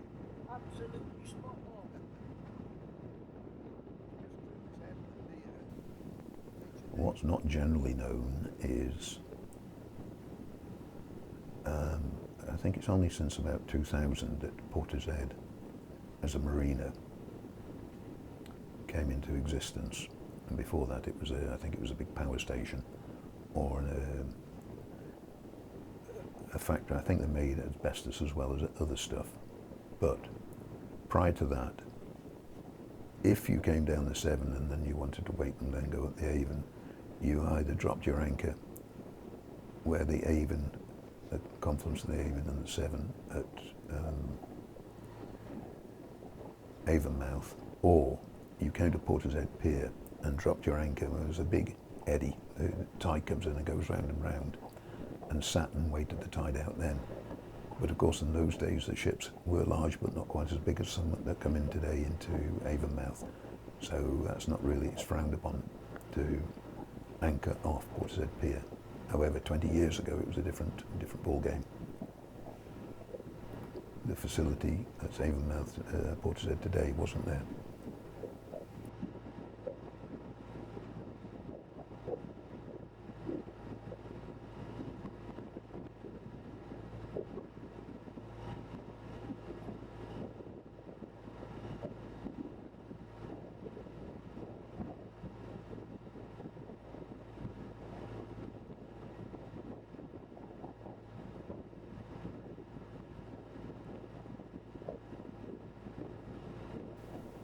Though it's deceiving that we're still going reasonably quick, and it's about an hour before top of the tide at Portishead.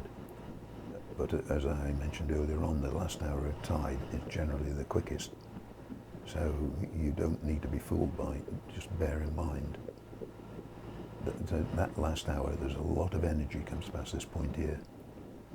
So get as close as you can and be careful when you get in there. Because if you go past, then you'd go all the way up to Havenmouth and have to turn around, and if you've got a narrowboat, you'd have to fight your way past, and on the tide that we got today, you probably, under normal circumstances, wouldn't have enough power to come down against the tide. You'd have to wait until it was turned, or it was top of the tide and on its way out again.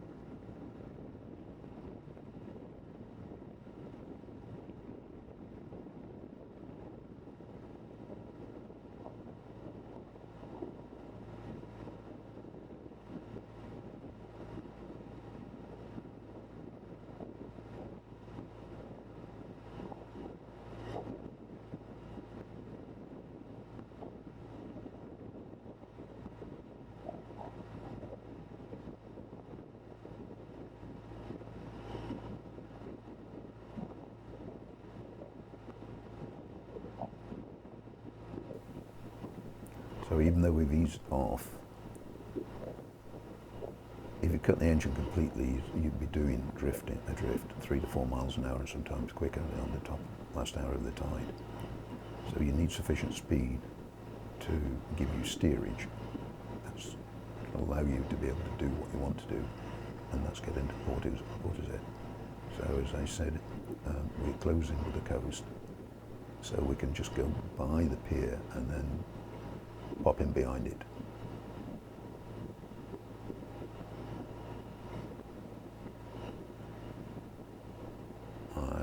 You see the land disappearing into the estuary, into the Severn there. Almost the centre of the boat is where the end of the pier is.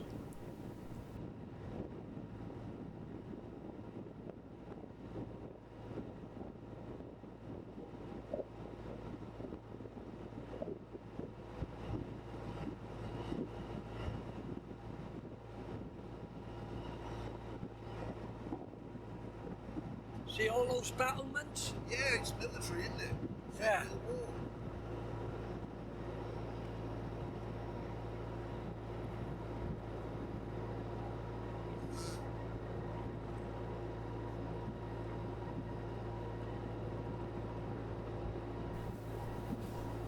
And if you look very carefully at the screen now and look at the flow of We're not too fucking early. the Severn, what you'll find is that it's actually going back downstream, and there's a big large eddy off the pier where it goes round and round. So 1 minute you're coming up there with the engine and the speed at 6, 7, 8 miles an hour, the next minute it's wanting to go back down the Severn. So caution as you approach the pier, and bear in mind that the river is going, or the estuary is going the other way. I bet there's submarine nests across there all the time. And in fact, if you look at the right-hand side of the screen there, you get an idea that it's not going straight ahead. There's something going on. Yeah. And it appears to have calmed down, but it hasn't. It's just going the other way.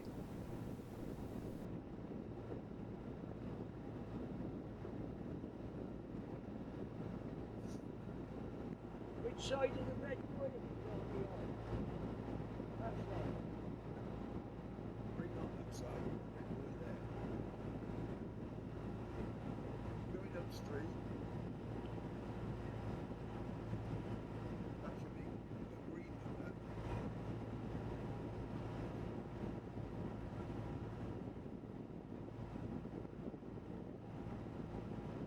It's pretty deep here anyway. I thought this was open most of the time. There's a red buoy Where? dead ahead of us. Where's the red buoy? Small one in the water.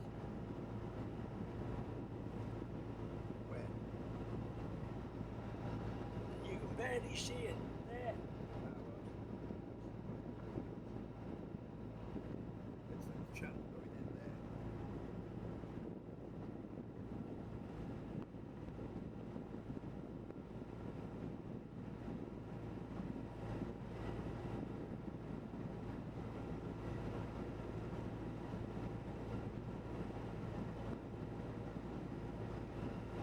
There's no sandbars here where we are now. There's nothing. Yeah. There, right there.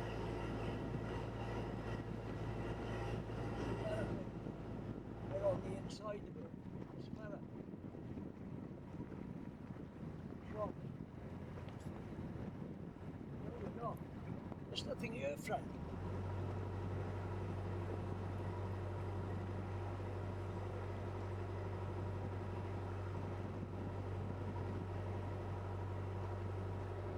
It's red.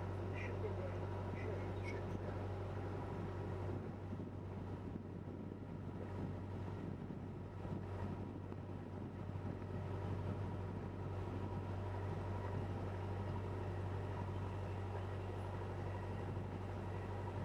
No, hang on. It's over there. Not here. It's not here, it's over there. Yeah, What is it? yeah. Yeah. We're marking the channel up again. We're just about now down to the last half mile. What's that? That's the mark there. See just ahead, forward of the boat, Portishead Pier, Yeah, that's it. and up to the left, Avonmouth, and just about pick up the wind turbines. Want to come that way a bit. And everything on the right is Portishead. I always thought it was a small place, but it's not really. Most of the houses overlook the sea. Very nice. To turn it by Portishead, which is only just around the corner. I thought And we're almost in a situation where, as I said, there's an eddy off the where pier, the windmill is. and instead of the tide going straight up and giving you a push up the backside, stern first, it's starting to come back, so you're going against it. So one minute you're doing 10 miles an hour, the next minute you're doing 3 or 4, What is that? depending where you are when you get into the eddy and off the end of the pier.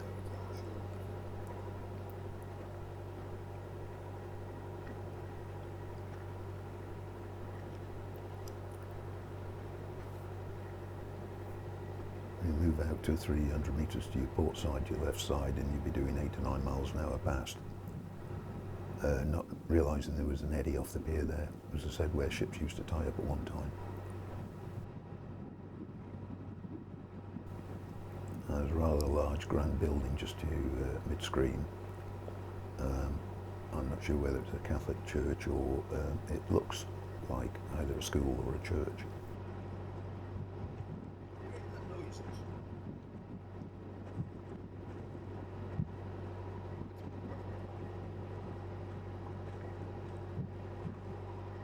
Touches in the gearbox. And that's a stern view looking back down the Severn. And half right, you've got, of course, Wales and the Newport, and going down to the left-hand side in the middle of the screen where we come from. Penarth and that Cardiff Bay. What? Is that Kettle?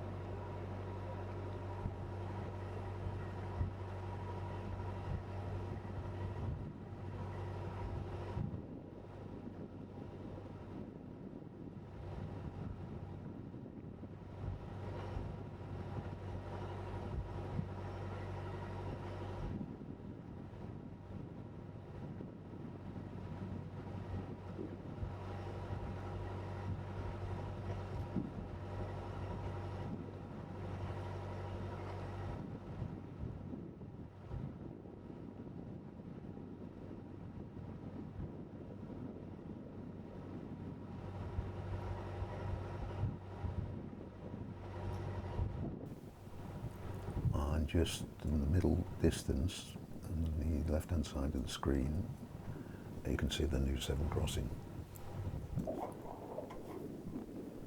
which is all of 6 miles in a straight line from where we are at the minute.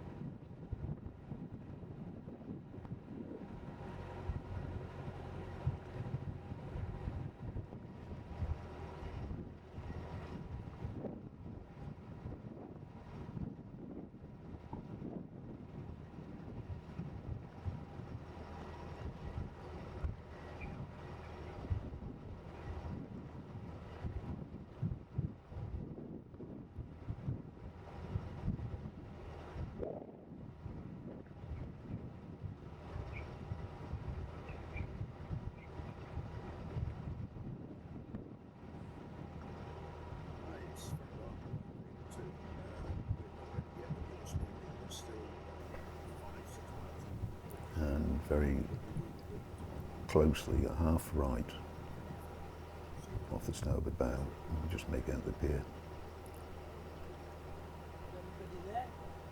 And in the middle distance, Avonmouth docks. It's weird, isn't it?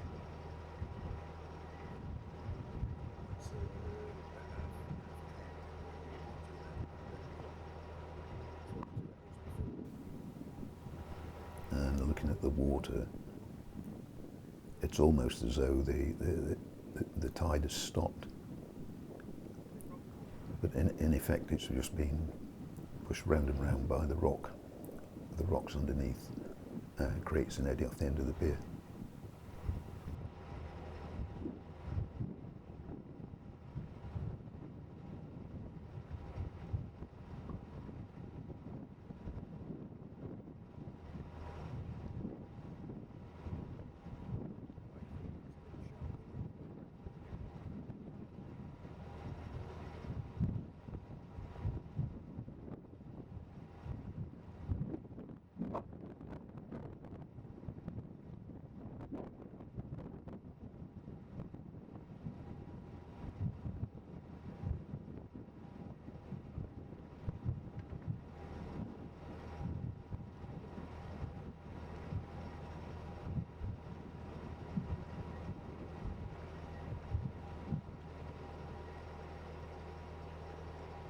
If it was 4 metres at Cardiff, it'd be 6 metres here.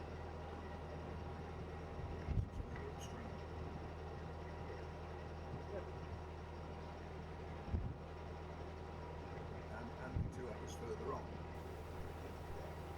it's hard to imagine 2.5 hours before, all that was sand virtually from the middle of the screen to the right hand side.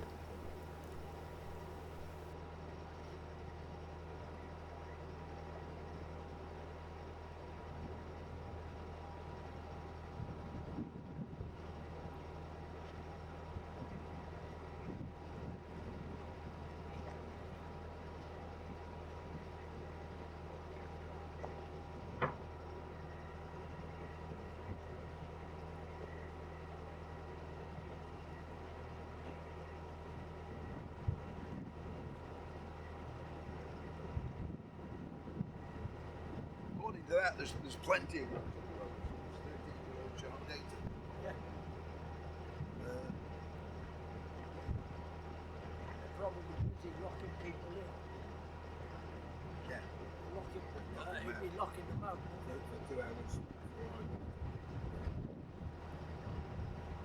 But after all, we're right on course.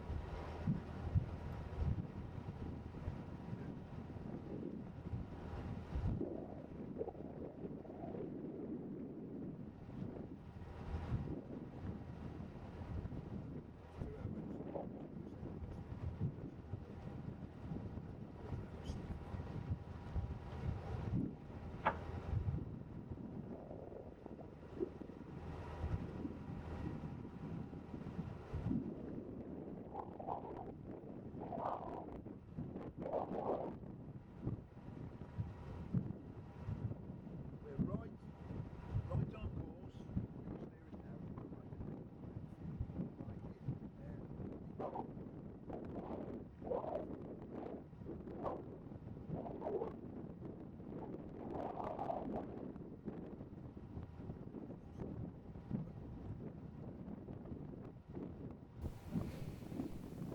3/4 of an hour to top of the tide. If you went 1/4 of a mile to your left port side, the river would still be doing 4 or 5 miles an hour under its own steam. Here, it's almost stopped because of the eddy round the end of the pier.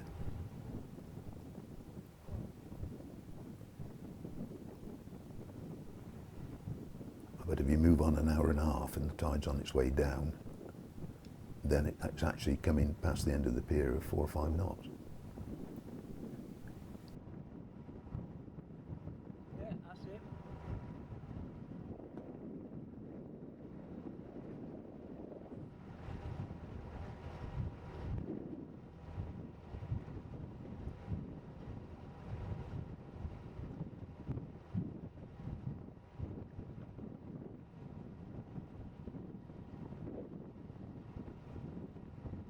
There's the other boy there.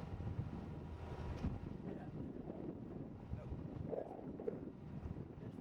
This one there. What is that?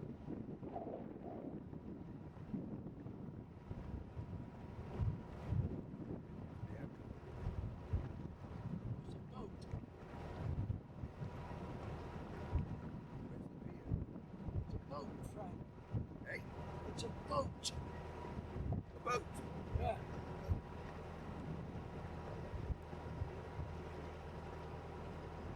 Sailing boat. No, it's a speedboat. It looks like a buoy in the water. It's a speedboat. Well, there's the sailboat there. It's a sailboat. Go between them.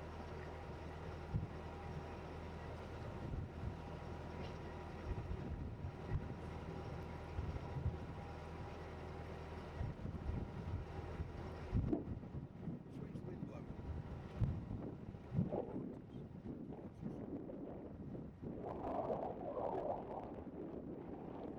That boat should give way to us.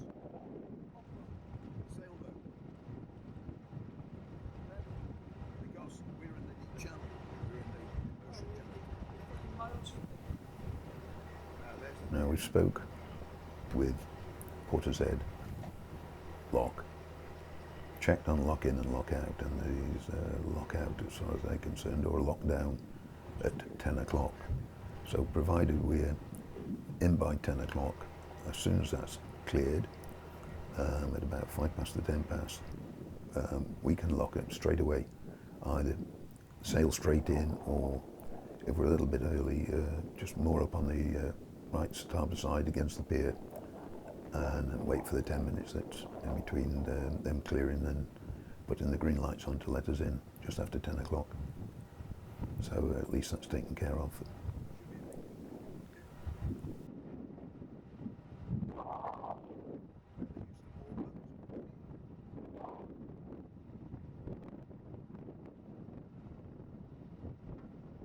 I think the boats just come out, so they just locked down.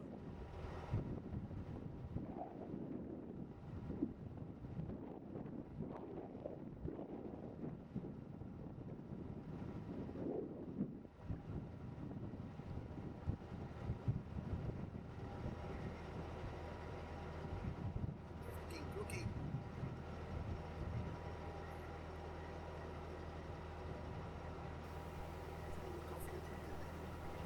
We've now got 3/4 of an hour to run to the top of the tide, and you can see that the tide here is just going round and round. It's not going as it is on the rest of the river, straight up towards Sharpness. It's just doing its own thing. Plenty of water then. Look at it all filling back in off the sand. So as I said, you don't want to be here when the tide's turned, an hour after tide's turned, and it's really quite quick going past the end of the pier, down.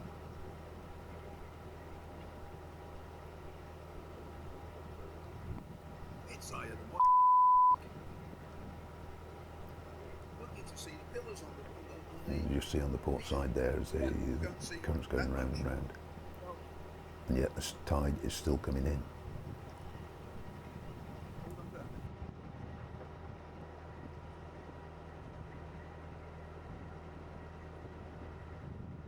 That's fine.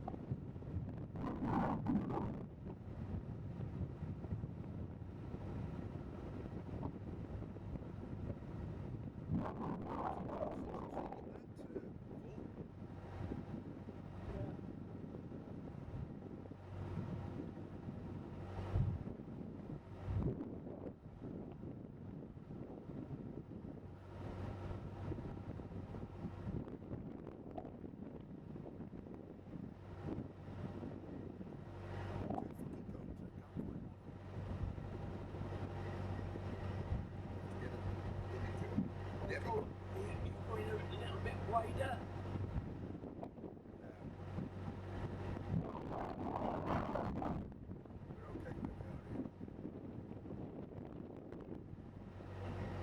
I mean, when the tide's out, it's 10 foot of water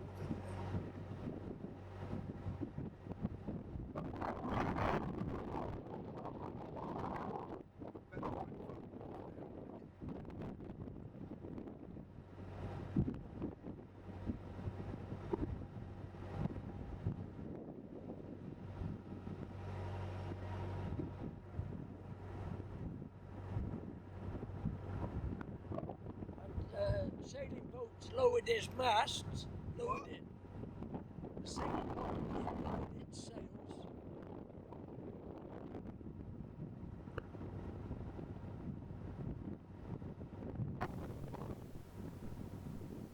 Because it's a fairly high tide, you can only just make out the pier. In 2.5 to 3 hours' time, we'd be coming now into a structure that's 6 or 7 metres above the seabed, and you'd be looking up at it. Well, there's still an hour to go, so it's still got another metre to go before it reaches top of the tide. Just go straight down. Then about 20 minutes for it to turn, and then it's on its way back down at 4 or 5 knots May not have the gate open. Then we're going to fall down. off the end of the pier. nothing we can do, is there? We have to just sit there.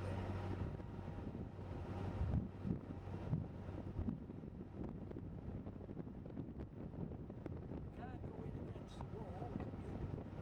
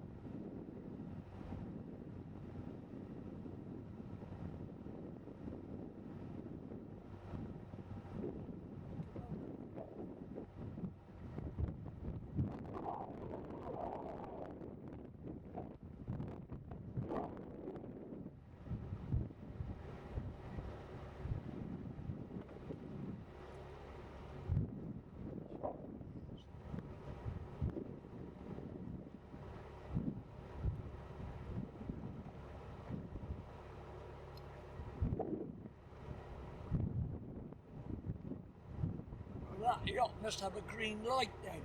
Yeah, Right, put the hammer down. for 10 minutes time. On the hour. You ain't slowing up.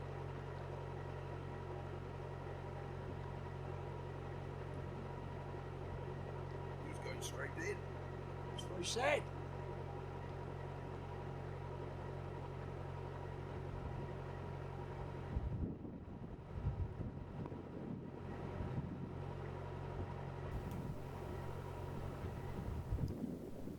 As we round the pier, straight ahead is the entrance to Portishead Lock, and that works on a traffic light system. When it's all green, we go in. When it's red, you stay behind. As I say, I've already spoke to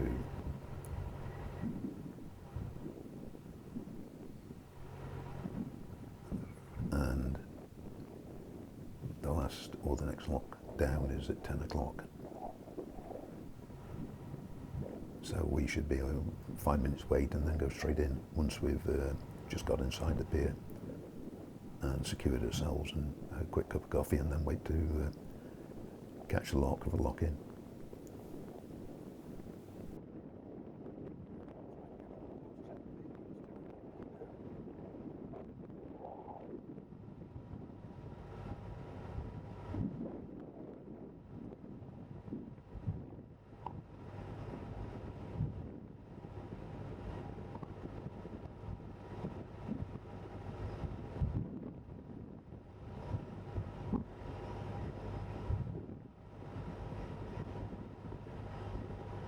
You're hold of them.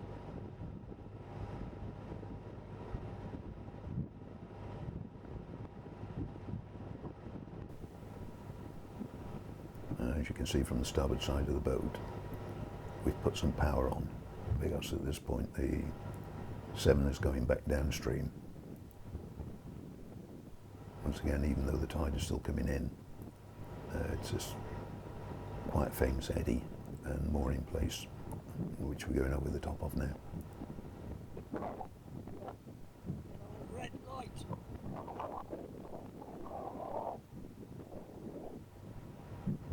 It's hard to imagine 50 years ago there was big coasters tied up there bringing coal, On red. and they used to dry out alongside, quite big ships, and then on the tide wait to go in.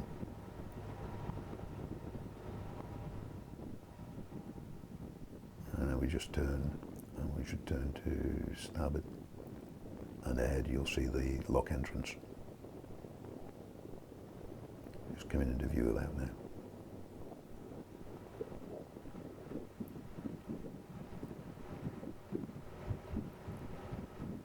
Right. What we need. Slow it up.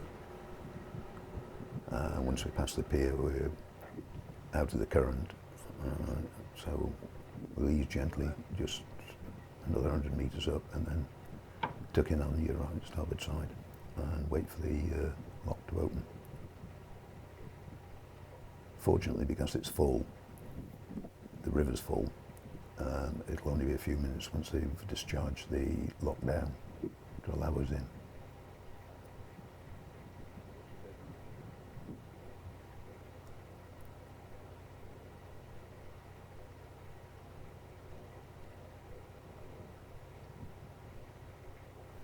And what's generally known as you come in to go into the lock. If you come in on when the tide is quite low, That's nice. all along this bank there are notices saying, caution, do not moor adjacent to the bank as there are underwater obstructions. But when there's this height of tide on, you don't see that.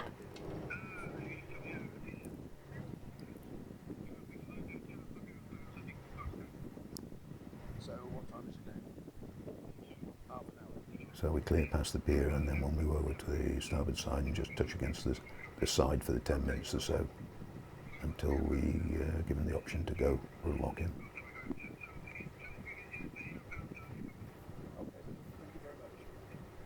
That's a stern view over the river up to Avonmouth. Still, with almost an hour, 3/4 of an hour to go before top of the tide. Just overnight. Yes. normally you sling us on the against the wall. We're not bothered where we go. Okay, thank you for that. Cheers, bye. What can I do? Half an hour. I'll swing it right round then. And do what?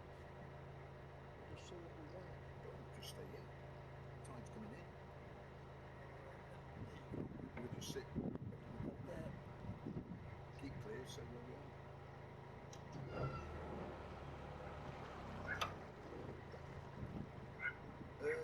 You want to turn the cameras off? Which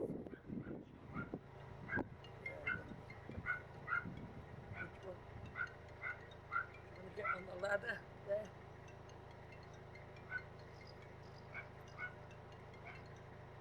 Hello?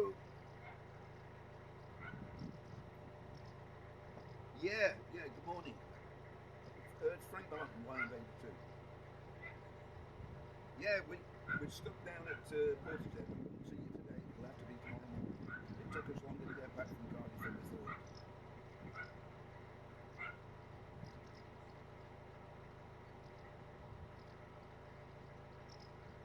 No, we're coming tomorrow.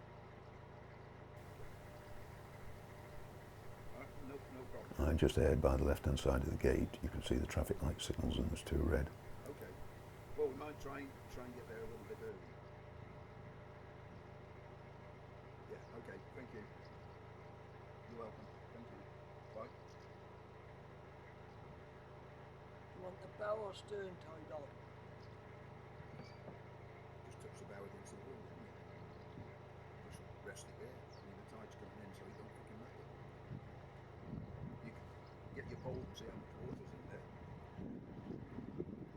I'll tie it on, shall I? Yeah, and then they'll let it go against the wall.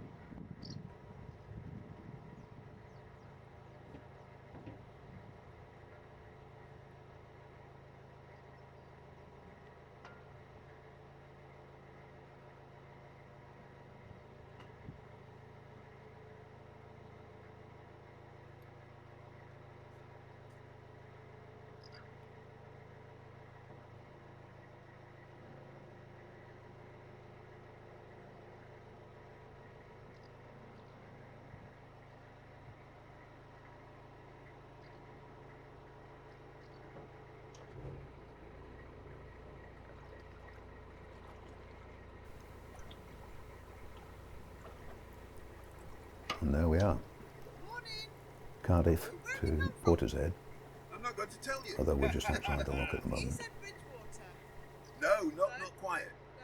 Cardiff Bay. Yeah. Oh gosh. We had 2 options to lock out on Monday morning.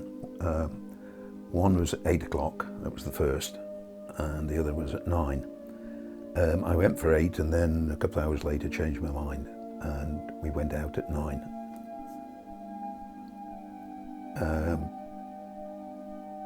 At 9:15 we cleared the pier, so we locked down